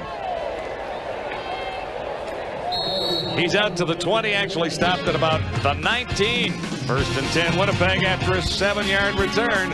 It's been all Bombers so far. Kahari Jones, the playmaker, is holding a hot hand tonight. Winnipeg on top 27-0. And he got a great start. Well, coming into this game in 3 weeks, you see how he had the slow start and then he progressed. In his 21 to 30 passing attempts, his percentage went up to close to 80% now. He's flopped that over, and we'll show you how in just 1 minute. Kahari Jones has always been a strong finisher. Here's Charles Roberts. You know, and that's not a bad thing that he gets better as the game goes on, and that's what has happened. But tonight, he heard some of the critics, and he said, okay, well, I'm going to come out fire, and I'm throw for 60% in his first 20 throws. Now, after that, he's dropped around. But you got to give Ottawa a little bit of credit. They got to start to figure things out a little bit, and there's only a couple throws in the post-21 attempt. And the 3 touchdown passes, 2 of those coming right after turnovers. He's over 200 yards as the second half gets underway. 2nd and 2. Jones won't get away this time. Derek Ford got him. He's the fastest of the Renegades along that front 4. Yeah, and he shows it. He shows it because he goes down inside and then he flies out to get containment. That's his responsibility. His first steps were down into the offensive line. Then he recovers and flies out there and cuts Kahari Jones off. And he went out of the game early in the first quarter with a bit of a nick and has come back and shows his speed right there. Out of Arizona State. Cameron is in. 3rd down in a punting situation. Winnipeg. Cameron back on the 13. And Eddie Brown awaits. Charge was on. Cameron got it away. However, they've whistled it down. The last Winnipeg Blue Bomber time count violation. Winnipeg number 6. Still third down. The last Winnipeg Blue Bomber punt to be blocked, they blocked 2 against Hamilton here. But the last one to have Bob Cameron was blocked back in the year 2000. And it actually wasn't Bob Cameron. It was Troy Westwood was kicking for Cameron, who was injured at the time. That was the last one blocked against Winnipeg. And now Osbaldiston had 2 blocked by the Bombers, one by Benefield, the other by Yamoka in their last meeting. That's in the regular season. Oh, this one. There you go. There it is. And the Renegades are on the board. Talk about jinxing a guy. Whoa. Coming through to block it, John Grace, who's been a nemesis for the Blue Bombers, and Ralph Staten in the end zone to recover. Well, you know, on the play before, the one that was whistled down, the Ottawa Renegades were very close. Staten was there along with Grace, and then this time they reload, and this time you see number 7, John Grace, got a free release.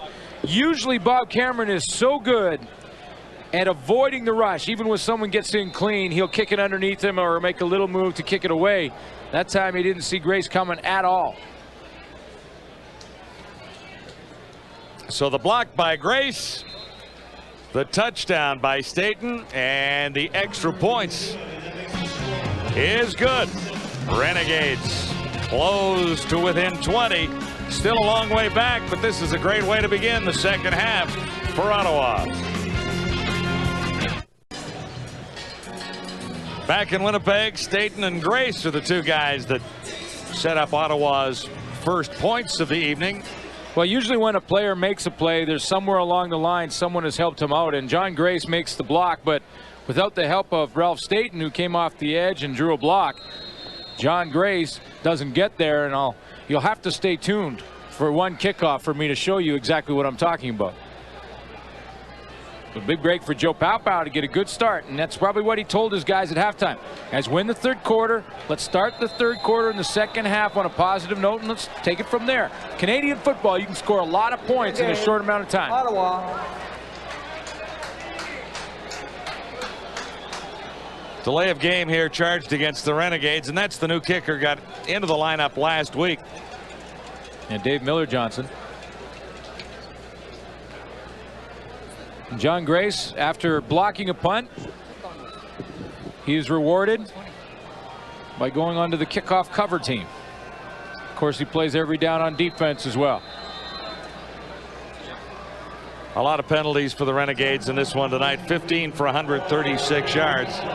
They took 13 for 150 and 1 last week. Charles Roberts returning for Winnipeg. Out across the 40 to the 45. 29 on the return.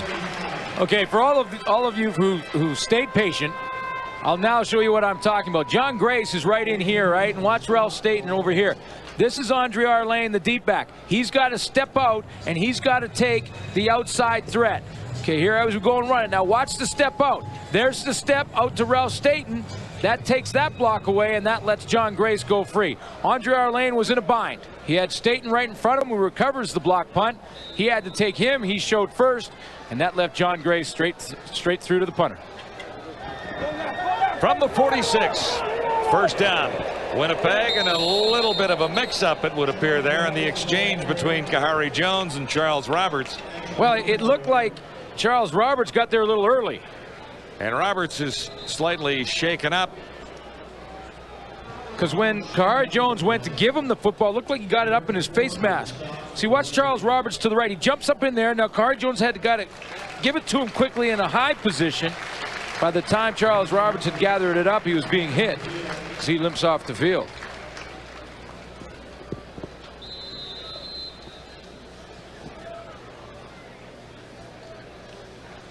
Most outstanding player in Canadian football last year, Kahari Jones.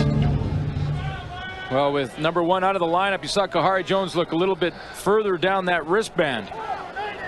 A lot of the plays at the top of the wristband have number 1 on them. Second and long, and the Renegades will force a quick turnaround here as Stiegel couldn't hang on. That slipped right through his fingers. Coverage by Vernon Mitchell.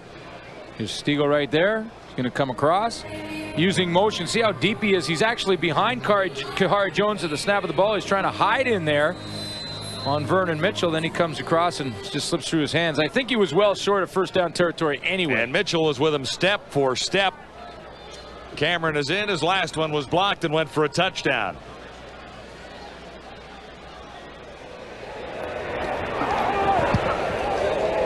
They got close, but Cameron got it away.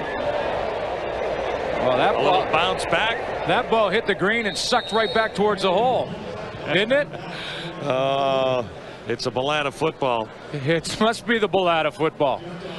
Ready for a little golf tomorrow? I am first round of the British Open. I've never been able to do that, you know, bring Suck the ball it back. A lot of the guys that you'll see in the British Open, those they guys can at do that. Muirfield will be able to drag it right back. Of course, I can't afford the Bellata ball anyway because I lose so many and just be too costly. You'll get up bright and early in the east, 6 a.m. and a repeat. Yeah, they'll show it to you again later. Yeah, in British Open action. Tiger Woods will tee off at 4 a.m. Eastern time. So you'll catch his first round on the backside, on the back nine. Eddie Brown was the receiver there. Yeah, Eddie Brown was the receiver, or but at least the intended receiver. Yeah, but Jimmy Oliver was sort of in the line as well, and I think it was actually Jimmy Oliver who distracted Eddie Brown. Two receivers sort of in the same area at that time. You know, and the Ottawa Renegades have a decent opportunity here to take advantage of momentum. They got a defensive stop. They've got a block punt for 7 points. But now they're looking at 2nd and 10. Crowley on the move to his left. Has a target over there. Catch is made. It'll be enough for the first down for Denny Montana. Having a real nice season. 11 receptions, 168 yards, and a couple of touchdowns coming in. Now this is a good way to get Dan Crowley comfortable again. Roll him out to the left, shorten the field for him. He does a nice job with Dave Donaldson bearing down on him of turning his shoulders around and getting square to that throw and putting a nice strike in there. 17-yard gain for the Renegades. Now at the Winnipeg 50. Crowley in a little bit nicer rhythm all of a sudden, and he gets another strike.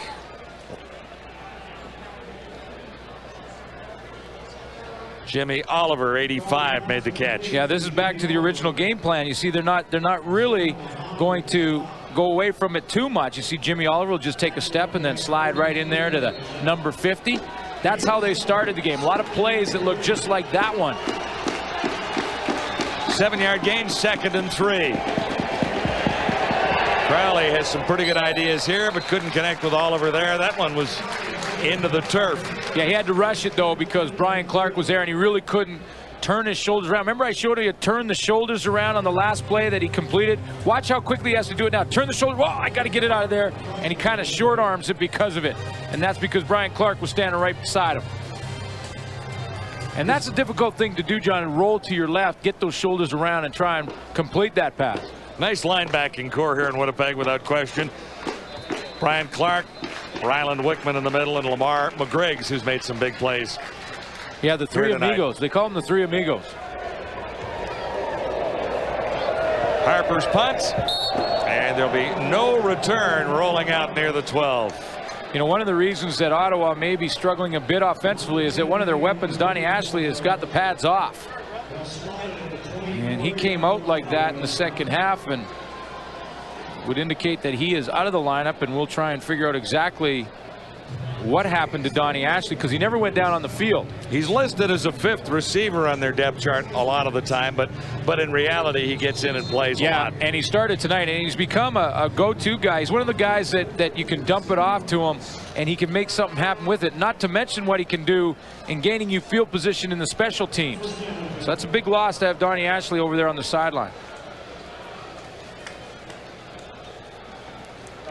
Charles Roberts, room on the right side. Well, and here's good news for Winnipeg fans that number 1's back for them. Remember, he limped off in the last series. He was shaken up a little bit. And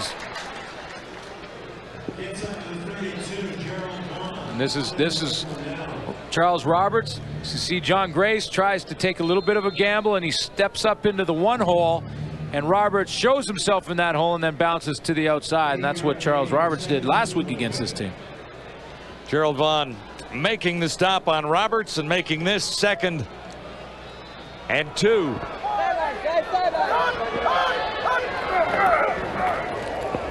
Roberts will have the first down, spinning for an extra 4 yards as well. And the safety, Sean Gallant, had to come up and make the stop. It's amazing how he can find something when there's really nothing there. And this is why, you know, offensively, Paul LaPolice, who would love to see Mike Sellers touch the ball more, he just has trouble doing it because Charles Roberts, you know, he can break one on any given play. Not that Mike Sellers can't, because he's got good speed for a big man, but the potential for Roberts is greater. From the Winnipeg 40, first down, Bombers, and here goes Charles Roberts. Safe to say he will not be caught this time.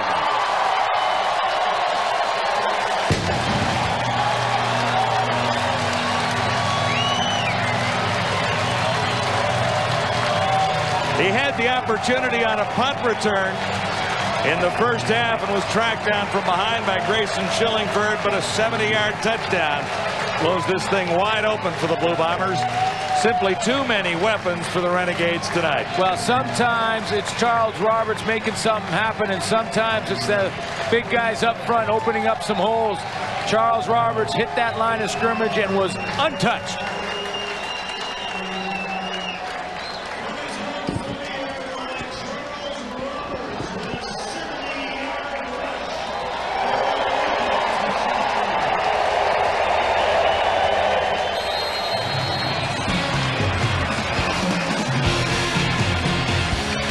For Charles Roberts, this 70-yard run, his first rushing touchdown this season. Goodbye.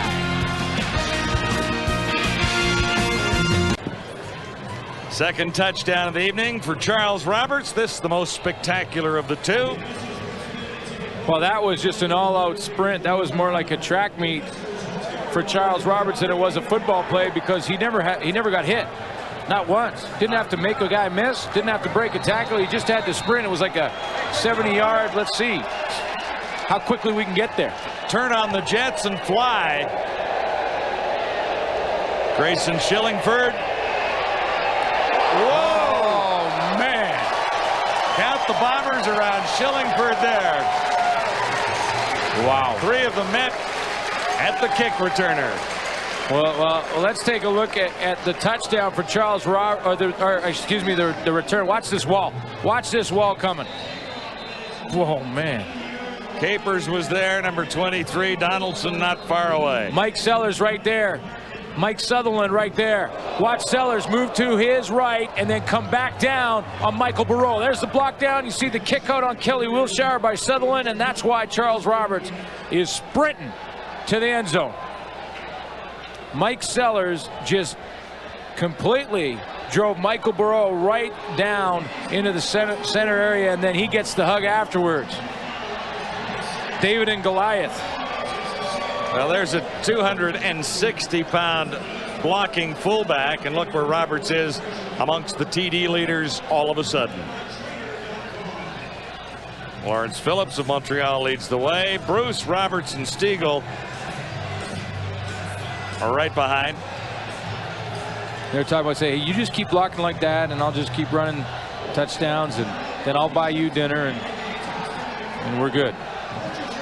That's how you draw it up. When the coaches get it, this is how they draw it up. They say, okay, Mike, you walk out here, and then you block down right here, and then Mike Sutherland, you come out here and you kick out right here. That's exactly how they'll draw it, and then watch how it's executed. Bam on one block, there's the kick out, and there is a huge hole. Well, it has to be perfect blocking when you go 70 yards untouched. Absolutely. Without making a move, as you said, he just turned the corner and went. Because there's 2 players there that can fill that hole, and both were blocked well.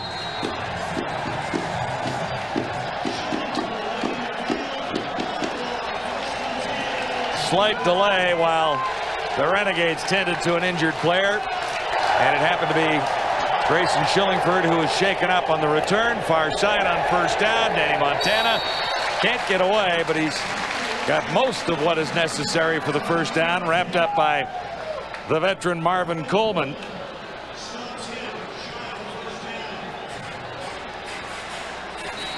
Montana again involved in this offense for the Ottawa Renegades, but it's been way too little so far in 3 quarters of play. Well, really 2.5 quarters. There's Darren Davis. Nice run for him. Grabbed by Lamar McGriggs. Last week, Davis just 17 yards on 9 carries. So this running game for the Renegades didn't work last week, in spite of the fact that they were able to come away with a win. Just a front 7 that last year, you can see a little bit of a hole there, and a couple of nice blocks at the point of attack, this time by Carl Coulter. He gets involved. Seth Dittman also, the tackle. Those big boys start blocking, makes it a little easier on the running backs, doesn't it?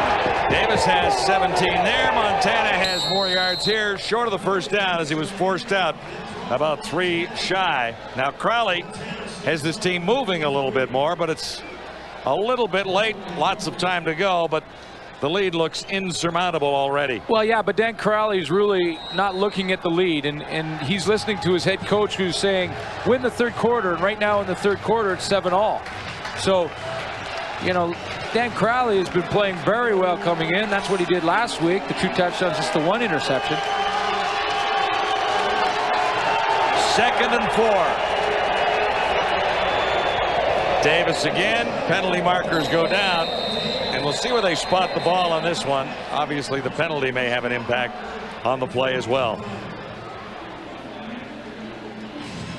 Well, it likely will either way, because the flag flew during the play. If it comes after the play and Darren Davis has first down territory. Holding, Ottawa 57. That's Val St. Germain playing his 125th CFL game tonight. Well, yeah, and he's got to buckle up on this down now, because now it's 2nd in a bunch, about 14. And you know what Winnipeg Blue Bombers up front are thinking? Let's go get him. Doug Brown, Dave Benefield. Watch out, because those 4 are coming along with Inoki Brechterfield. Here they come. Charges on. One-handed by Davis. Well read by the Bombers. And Brian Clark has had a whale of a game tonight. Another tackle there for number 48. I told you that they were going to be coming. Big Doug Brown, 302. And he knows it's passing down. Doesn't care what kind of pass. It's not up to him. Watch Big Doug Brown, 97, on a bull rush, right down the middle. Bam! That's right on Val St. Germain. Val St. Germain hanging on there.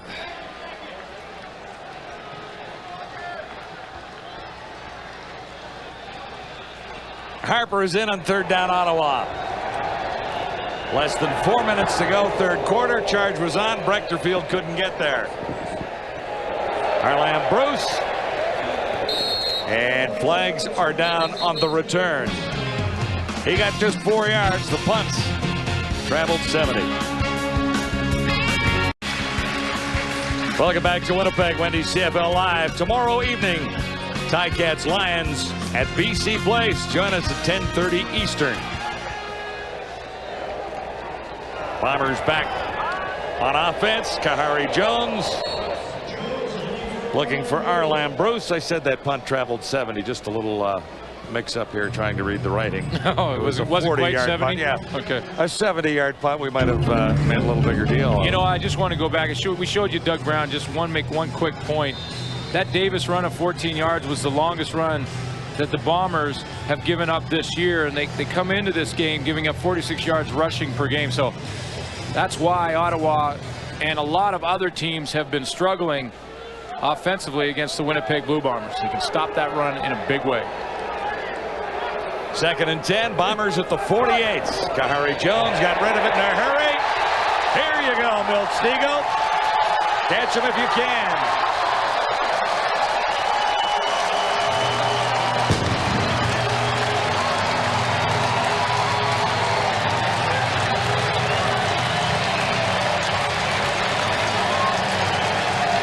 They've got a different routine worked out for every celebration of a touchdown here tonight, this Bomber receiving corps.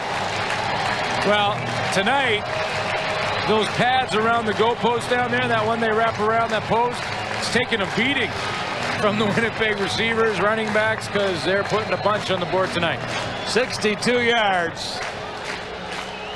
And you knew he was gone. Milt Stegall has another touchdown tonight.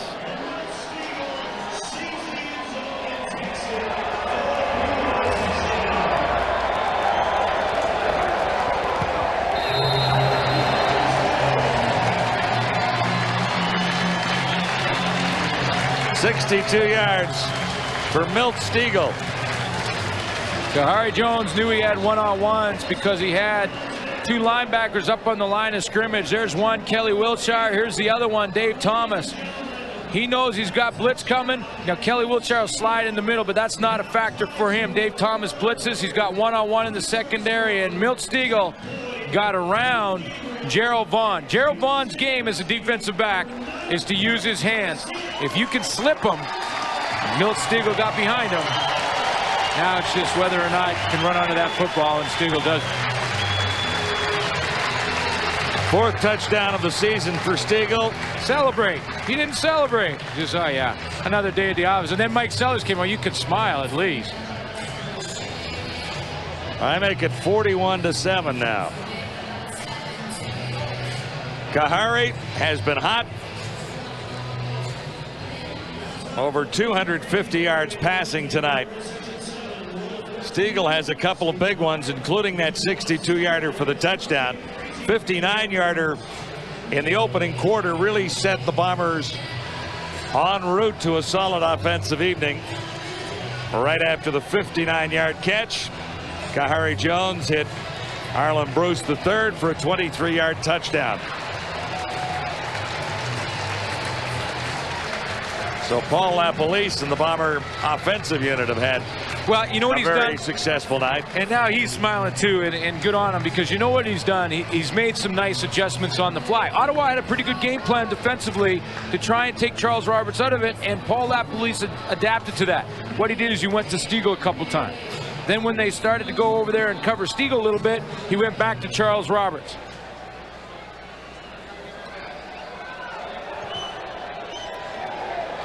Nice to have all those weapons. Bobbled by Eddie Brown, and he's out at about the 26. Well, that's a horrible number along the top line here. If you look at this, that's a James Bond. 007 for the Renegades. My name is Bond. James Bond. No, that's not. But you know what? Credit to Winnipeg, and that's what you do, because they were ready to play this game. Their pride was hurt last week. Very good effort from Ottawa. Yeah, and these Renegades have been shaken, not stirred tonight. I hear you. I smell what you're cooking. That's a lateral. Live ball. Sure is. Harold Nash couldn't get to it before it went out of bounds. All they had to do was touch it. Touch it last.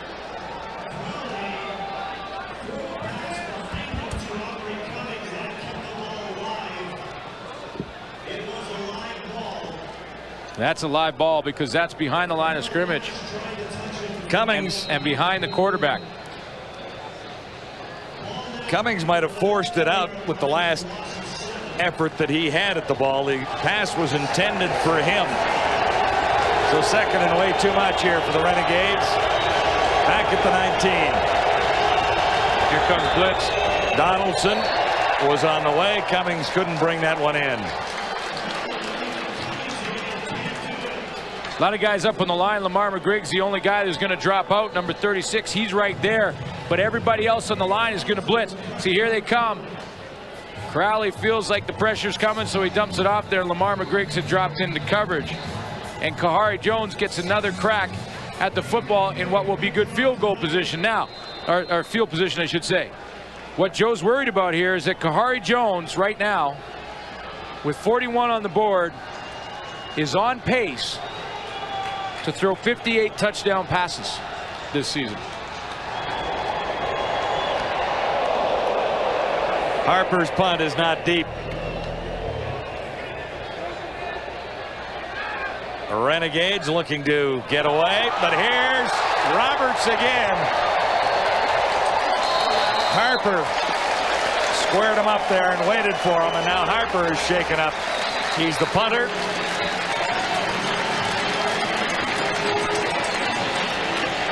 This is more of what we would have expected from the Blue Bombers last week. 35-yard punt and a return of 31 here for number 1, Charles Roberts. That's why, remember Mike Villamick earlier tackling him on that bounce around? That's why you tackle him, because he No can yards. scoop it up. Ottawa 56.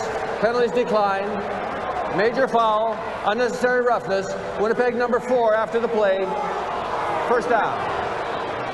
It's Arlen Bruce III with the unnecessary roughness penalty called against him. Rough Riders, a grand and glorious franchise in Canadian football, a franchise story. The story of the 1999 season will set up Wendy's Friday Night Football with the Eskimos in town against Saskatchewan. Edmonton 3-0, Saskatchewan 2-1. Could be an interesting game. Well, with regards to their records from 99 to now, it'll be like a before and after picture. Pretty well. So you'll see what happened in 99 and the good things that have happened in 2002 as Charles Roberts is wrapped up by Gerald Vaughn. John, Kahari Jones, 4 touchdown passes tonight, on pace for 58. The record in the Canadian Football League is 48. That was set by Doug Flutie back in '94 when he was in Calgary. So that's quite a pace for Kahari Jones. Now it is very, very early.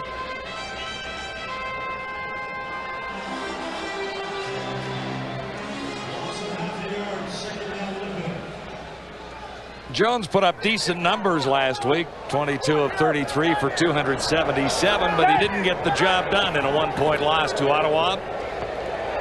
And here he goes with another home run toss. Yes. Arlen Bruce III has a couple tonight. 23-yarder in the first quarter.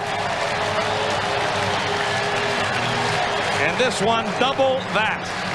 Dave Ritchie's not letting up at all. Well, you know what? Kahari Jones is not letting up at all. He's going to quiet down the critics. Well, first of all, rather quickly here. That will likely be, you know, that's number 5 for Kahari Jones, touchdown passes, and that'll likely be his last throw on the evening. But you know one thing, Dave Ritchie is going to run it up if he can, and he is.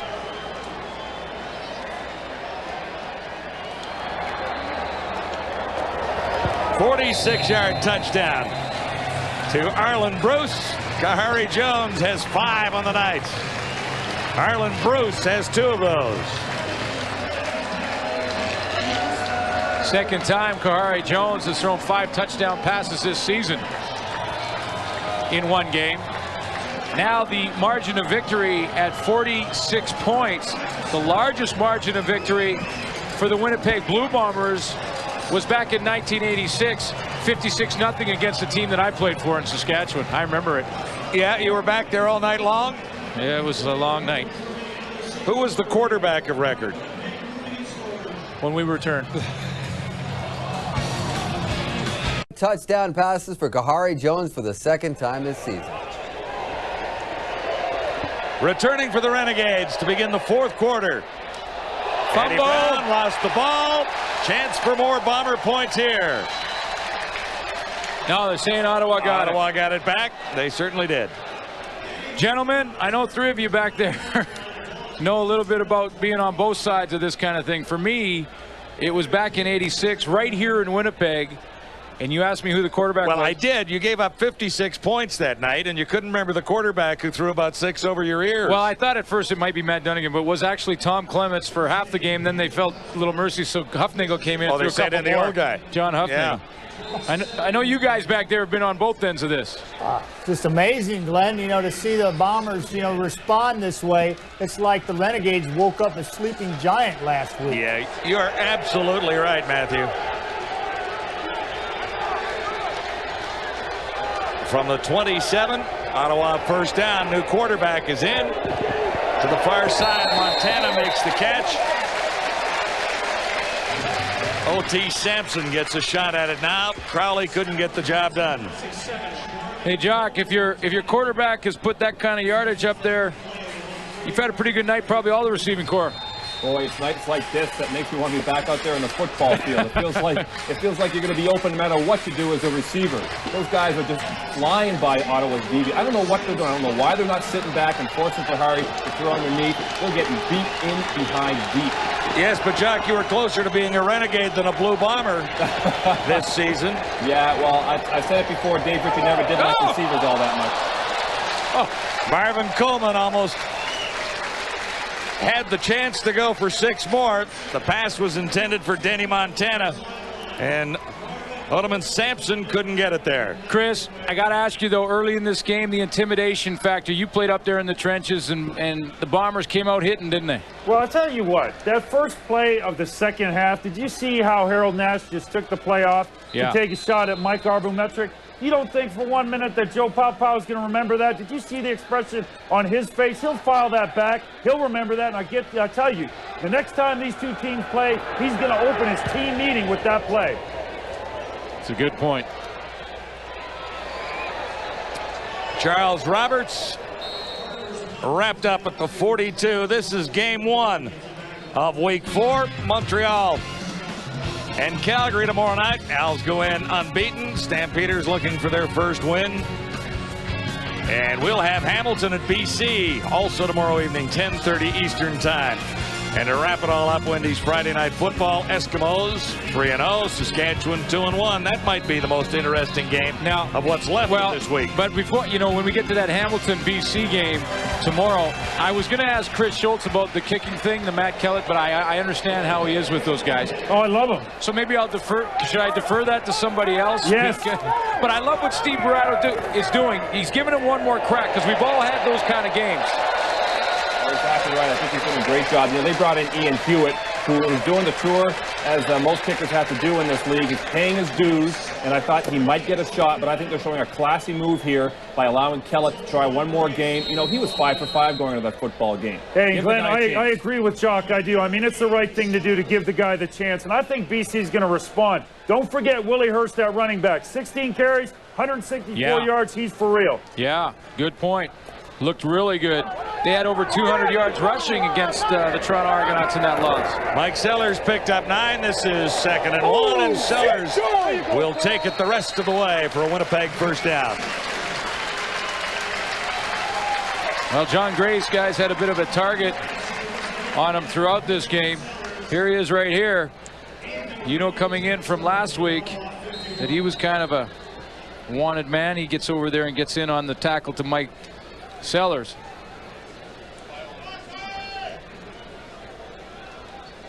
Bomber drive continues with a first down just outside the Renegade 50. Make it the 51-yard line. Kahari Jones still at the controls. Here's Charles Roberts. Looked to be stopped and still grabbed close to 4 yards there. What's the game of the week for you, Matthew?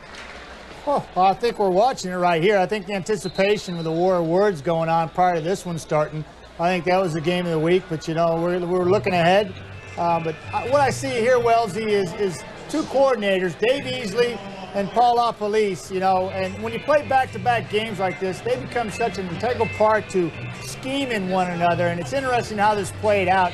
It really looks like the Bomber offense obviously has gotten the upper hand here, and Paul LaFelice has done a fine job of trying to spread things out, not afraid to go to his wide receivers, and then come back to Bruce and Stiegel in the middle. He's just been wearing out the Renegades defense, and just good learning experience for that Dave Easley defense. Jock, Friday Night Football, buddy. Saskatchewan, what do you think?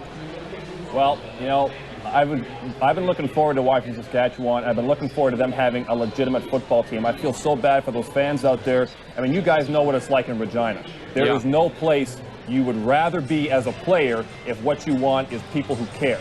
And they care in that city, and unfortunately they haven't had a winning team. I think this football team's for real. I think they proved that last time they played Montreal, and this is going to be a fun one to watch. Eskimos roll in there with a perfect record. Riders will host.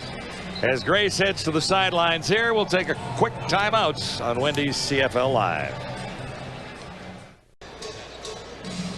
Well, almost a reverse of 6 nights ago. Crowley had the hot hand at least for part of the evening, and the problem was for Kahari Jones trying to complete a few more passes, and he threw up 3 interceptions. Well, he's come out on fire. He has played a brilliant game here tonight. He has called the plays and delivered the ball. Does so again, just like that. Milt Stegall. One more for Milt. You know, and some may wonder why Kahari Jones is still in the game. 6 touchdown passes now in 1 game for Kahari. Now there is a flag on the field.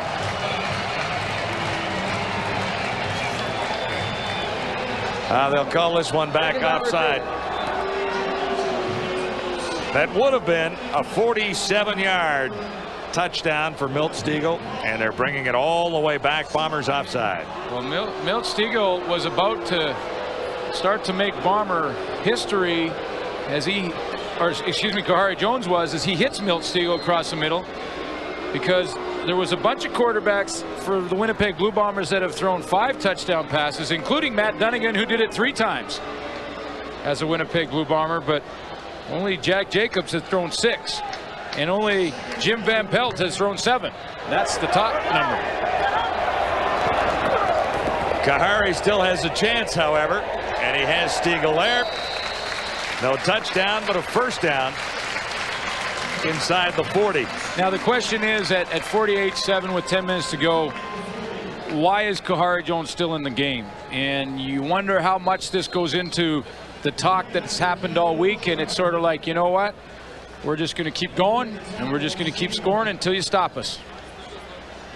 Well, I think Kahari has something to say about this, do you not? He is the #1 quarterback in Winnipeg.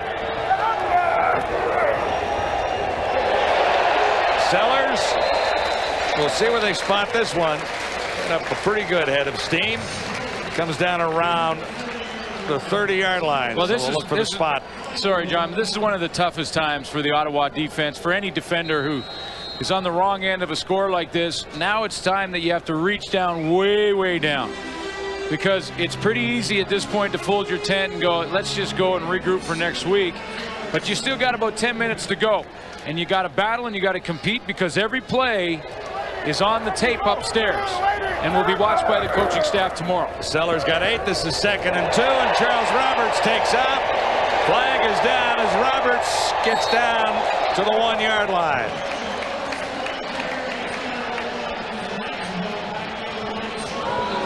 And this one's coming back.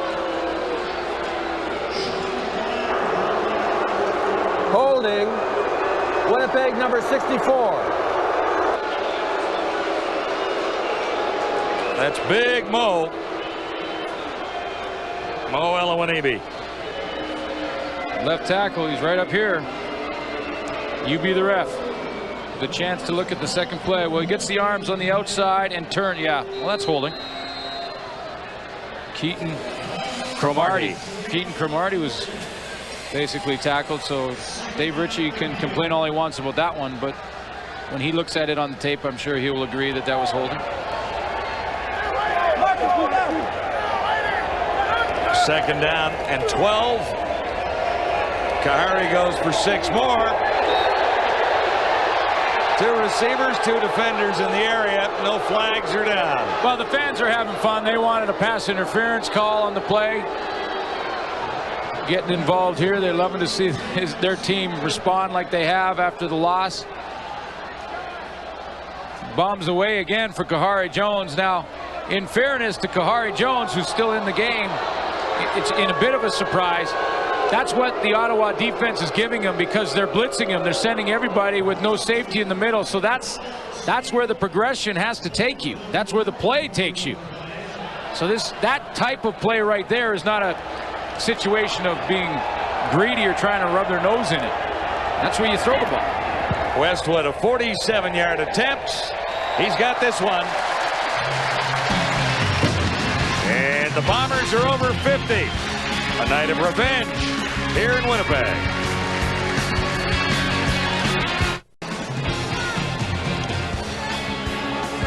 The ladies have had lots to cheer about for the Blue Bombers here tonight. Tomorrow, Wendy's CFL Live, Ticats Lions, the Battle of the Cats at BC Place. Yeah, the ladies will be spent tonight. They're going to be soaking their feet as well. It's been a long night for them. All the cheering and the pom-poms and everything else. Bombers back with a vengeance and in absolute control of this game from the opening quarter. And now we do see backup quarterbacks. Ottoman Sampson has been in for a couple of series, and he airs this one out. Almost a great play. Montana with wonderful speed got in behind Marvin Coleman, couldn't quite make the catch. Tough night for Dan Crowley, but it's really not a loss that will be on just his shoulders. The turnovers were not his fault. The interception was tipped at the line. There was a fumble by Darren Davis, turned into 14 points, and then this snowball effect began, and it hasn't stopped. It's now an avalanche. On a steamy night in Winnipeg. A cool reception for the Ottawa Renegades.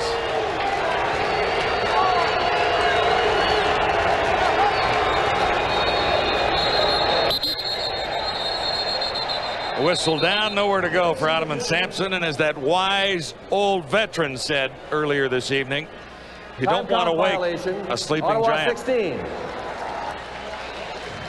And that was Matt Dunnigan who suggested that. The Bombers went into Ottawa last week, turned it over 6 times, and lost the ball game. Now the pride factor kicks in for the Renegades, especially for a guy like Joe Paopao, who's been at both ends of these scores, both as a player and as a coach. But pride factor kicks in. All he wants to see now is his players compete to the very end.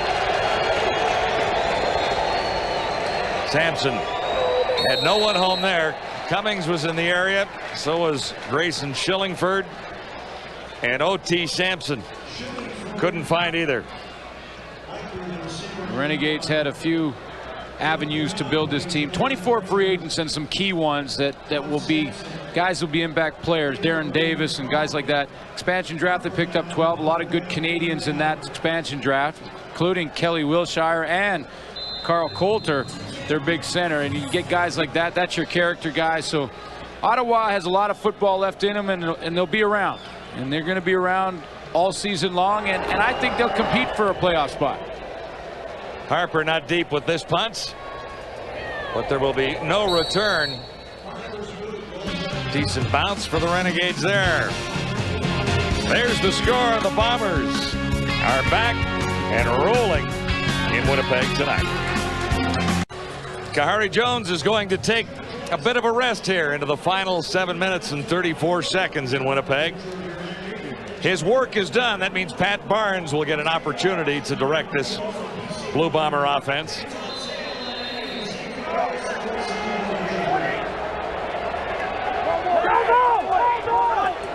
Barnes set up at the Winnipeg 50, and there's his first pass, looking deep.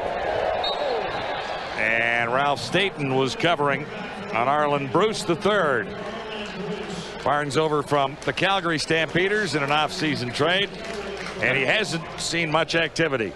Well, he had a real good preseason and a good training camp, and Brendan Taman here in Winnipeg said, we really feel like we got 2 that can play. Kahari's our man, but we got another guy sitting there that can play, and they're really high on Pat Barnes. And you know what this does? It does 3 things for the Bombers. 1, it protects your starting quarterback, Kahari Jones. Number 2, the game's in hand. Give Pat Barnes a chance to get some real snaps in live action. Number 3, if Dave Ritchie still wants to run up the score, if he does, I'm not saying he is, if he does, then he can get away with it with a backup quarterback because he's got to run the offense. Well, Pat Barnes definitely wants to run up the score. While he's on the field, completing there to Milt Stegall, he wants to show a little something out there, so he'd like to get to the end zone a time or 2. Well, let's just take a look at Pat Barnes. Steps up in that pocket, looks calm and controlled, steps nicely into that throwing lane, and then strong arms it there to Milt Stegall, who had to go down and make a pretty nice catch. A 19-yard gain. Barnes to Stegall, and the Blue Bombers are inside the Renegades 40.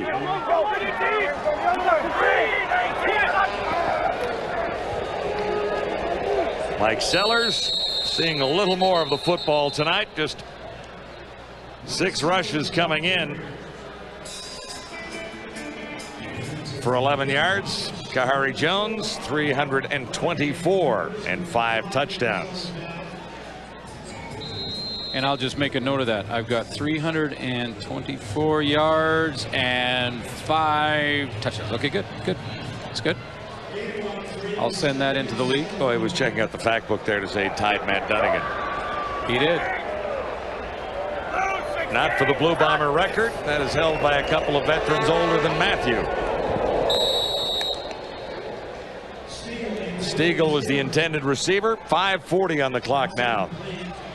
So Barnes heads to the sidelines. Here's the game story. Kahari Jones got a touchdown in the first quarter and then fired 4 more touchdown passes to lead the league with 14 this season. Well, yeah, I mean, Milt Stiegel was involved early and then again late. Charles Roberts was involved sort of in the middle, but together, wow. Stiegel scored 1 and set up 1. He also had 1 called back. That's right.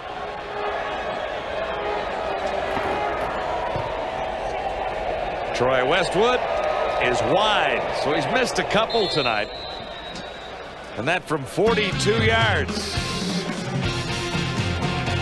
Not a happy kicker as he heads to the sidelines.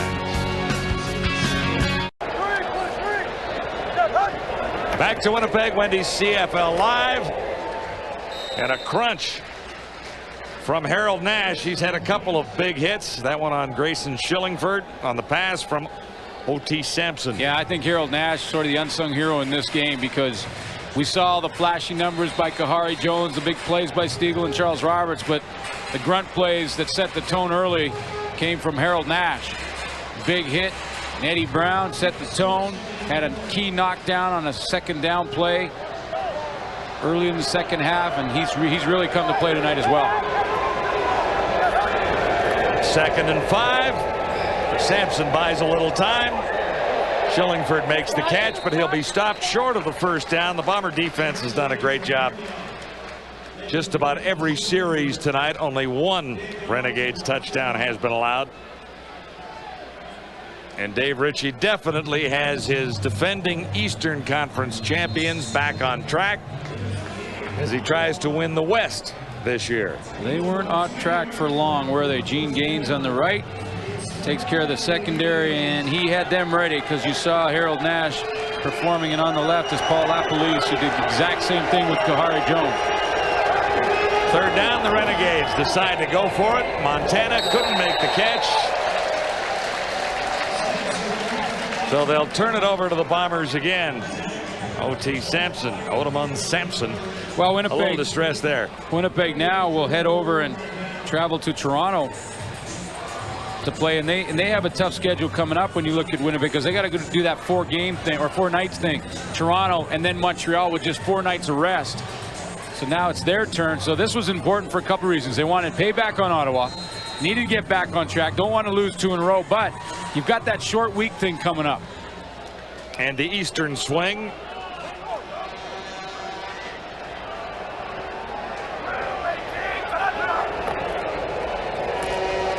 Barnes hands off to Roberts. Roberts around the corner. And boy, he's quick. There's a penalty marker down.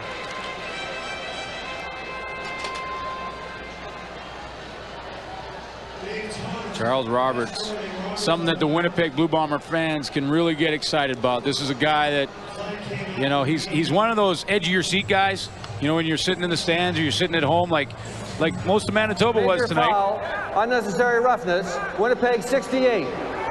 1st down. Most of Manitoba because they lifted the blackout tonight, and what a show they got, did they? Hello, Flin Flon and Dauphin and yeah, and you know what? And this guy, Charles Roberts, is the edge of your seat guy, where every time he touches the ball, you just slide to the edge of your seat. Bombers' next home game against the Lions, but they've got a couple on the road before they come home for that. Interesting thing about Charles Roberts, I mean, he has a 70-yard touchdown run tonight, but in 2 years in the CFL, he has really become quite famous. Here's Stoddard making the catch, and he's hammered by Staten after doing it. People, meaning player personnel people in the Canadian Football League say this guy could be our Charles Roberts, and this guy's only been around for a season and a couple of games. I mean, right. They're already talking about the style of play that this guy has. He's a trendsetter. Bombers rolling on to victory here tonight. There's still more to come, however, from Winnipeg. Hit of the night came early. Harold Nash has had quite an evening in this Bomber romp.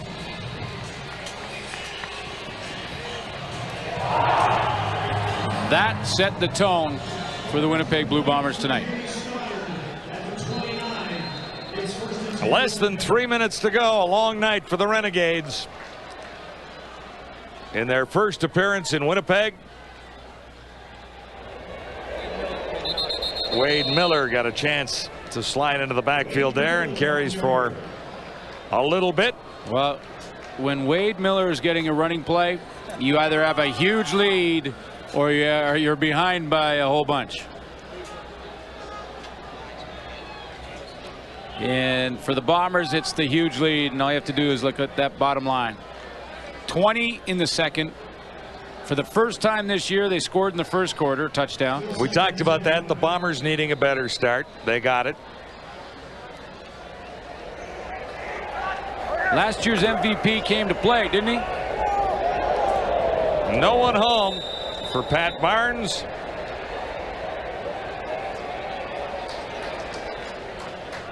Well, let's give the game ball out tonight. Set to go? Yeah. I think there's no question who gets this one. Brought to you by Sport Check, Canada's choice for sports. Kahari Jones, 5 touchdown passes. And, you know, you can say he answered the critics in one way, but I don't think anyone was too critical of the play of Kahari Jones. Not really. There just were 3 interceptions last week. One was tipped, and it was one of those nights.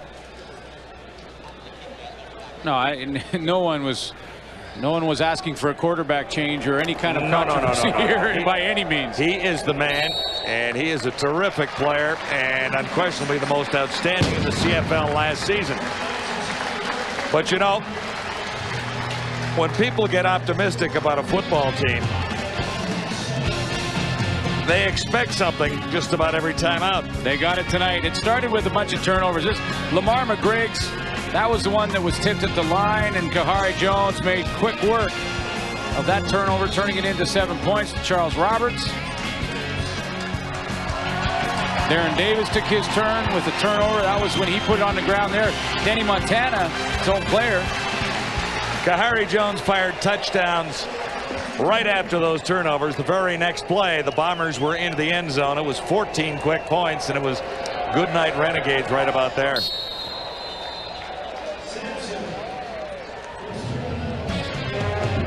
And this is the touchdown that you're talking about, and it was a perfect pass to the corner of the end zone to Marcus Howell. And he was on. He was in the zone, however you want to say it.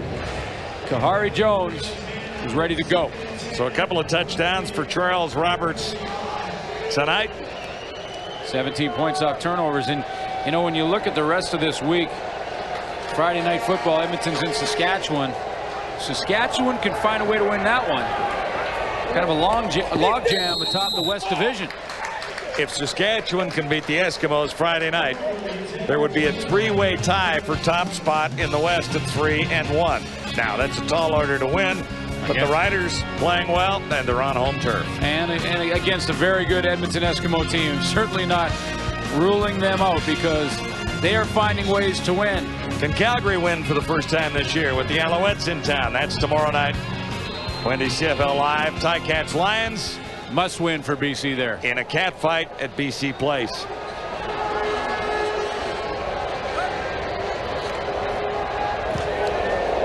Whoa! Harper sails this one. Arlen Bruce stopped at the 35.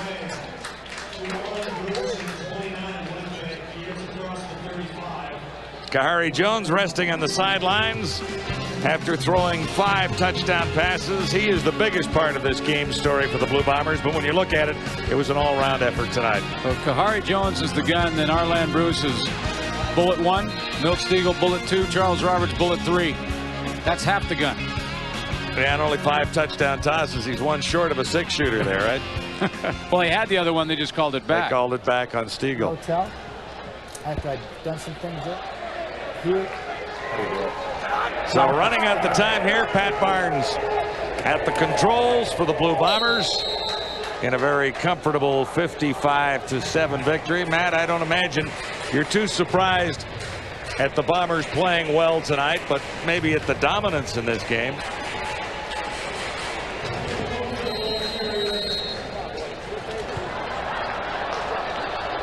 Thought we had the panel all hooked up there. Sorry, Wellesley, what'd you say? I just say you're likely not too surprised that the Bombers are walking away with this, but they really have dominated, and the score is quite different from last week. Yeah, it's almost to the point where he's questioning when are they going to pull Kahari out and put the Barnes in here to get him from PT like we're seeing now. But they certainly put it away early and showed their dominance, flexed their muscles, and turned some heads throughout the league, I'm sure, with this performance tonight. And Chris, I guess if you're the Ottawa Renegades right now, you've got about 1:28 to try and hit somebody. Well, yeah. Because that's what you feel like doing, don't you? You know what? There's a couple things I found really interesting. First, right there, Joe Paopao. He's going to take this game on a personal level because a lot of big plays against his defensive football team. His quarterback didn't play good, and Winnipeg was overtly aggressive in this game. He'll file that, and he's going to use that to the team's advantage, not only in this game when these two teams meet again, whether it be the playoffs or the next year, but the next game that the Renegades play. I don't think they'll be caught off guard the next game. Eddie Brown has taken some hits tonight. He's back returning kicks now, and there were Blue Bombers all around. He wisely went down. Well, maybe Jock can give us a little insight on that, because the next game for Ottawa, Jock, is Hamilton traveling to the nation's capital, and this is the toughest week, isn't it? I've been there, you've been there. You have to go all week thinking about this game right here. Well, everyone's talking about the fact that this team has been competitive in every football game. Now, all of a sudden, they can't say that anymore. And film session this week is going to be very interesting to see how Coach Paopao and the rest of his staff deals with it. They can either rip their players if it's a lack of effort, if it's blown assignments, which there surely was tonight, or he can say to them, look, we're a young football team. We need to simply maintain our confidence and go in. And if we beat Hamilton next week, this game is completely forgotten. And I think Joe Paopao is the type of guy who's not going to be too hard on his players. I think he's going to try to encourage them. He's going to look for the positives if he can find them in this football game, but definitely correct the negatives. There are lots of blown defensive coverages tonight. I would agree with you 100%. I think, at times that I've been in this kind of situation, like back in 1986 when Winnipeg handed us a 56-0 pounding, I think at that point our coach took the game film and just said, guys, you know what? Let's just file this one under G for garbage. And no wonder you forgot who was quarterbacking against you. And move right along, because, you do look for the positives. But, and I know Joe, as well as I know him as a coach and as a person, he's not going to be too negative anyway. He's going to go in there and say, guys, all you have to do is look in the mirror. I don't have to say a word.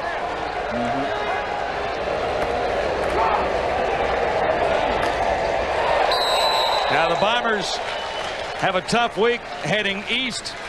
First against the Argonauts, followed by a date with Montreal. So that's the tough stretch for the Blue Bombers. Obviously important that they come off this one tonight in rather convincing fashion, heading to Toronto and Montreal. Well, this is the great confidence builder. They go into a Toronto team that's reeling a little bit after a loss to the Edmonton Eskimos. Well, they've certainly got some practice, Glenn, on handling cover 0 tonight, because the Ottawa team's been trying to pressure Winnipeg all night, and seems like I know they'll get some of that against Toronto. Yeah, Gary Etcheberry likes to put them all up on the line, doesn't he? Time ticking down. It's been over for the Renegades for some time. Blue Bombers have been solid in all phases of the game tonight. Matt, Tell me how Kahari Jones feeling right now. You, as a Winnipeg Blue Bomber, you did this a bunch, 5 touchdown passes. Yeah, he's feeling pretty good about himself right now. You knew he was coming off a MVP performance last year that he was going to respond. He responded positively. He's looking forward to a good night at the Palomino, I can tell you. Wait, hey, we've got 6 seconds to go, Matt. Who dropped the one that could have given you 6? I just underthrew a guy, more than likely, Wellesley. We were going deep, you can guarantee that. I would know you would be going deep. Well, full marks to the Bombers, 55-7. Wow. Well,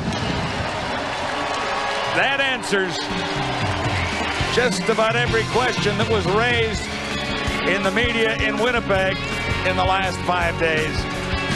The Blue Bombers are definitely for real, and no problems here at all tonight. Yeah, and no problems really for the Ottawa Renegades. This one snowballed on them, but they will be back. They have a competitive football team and maybe a more competitive head coach.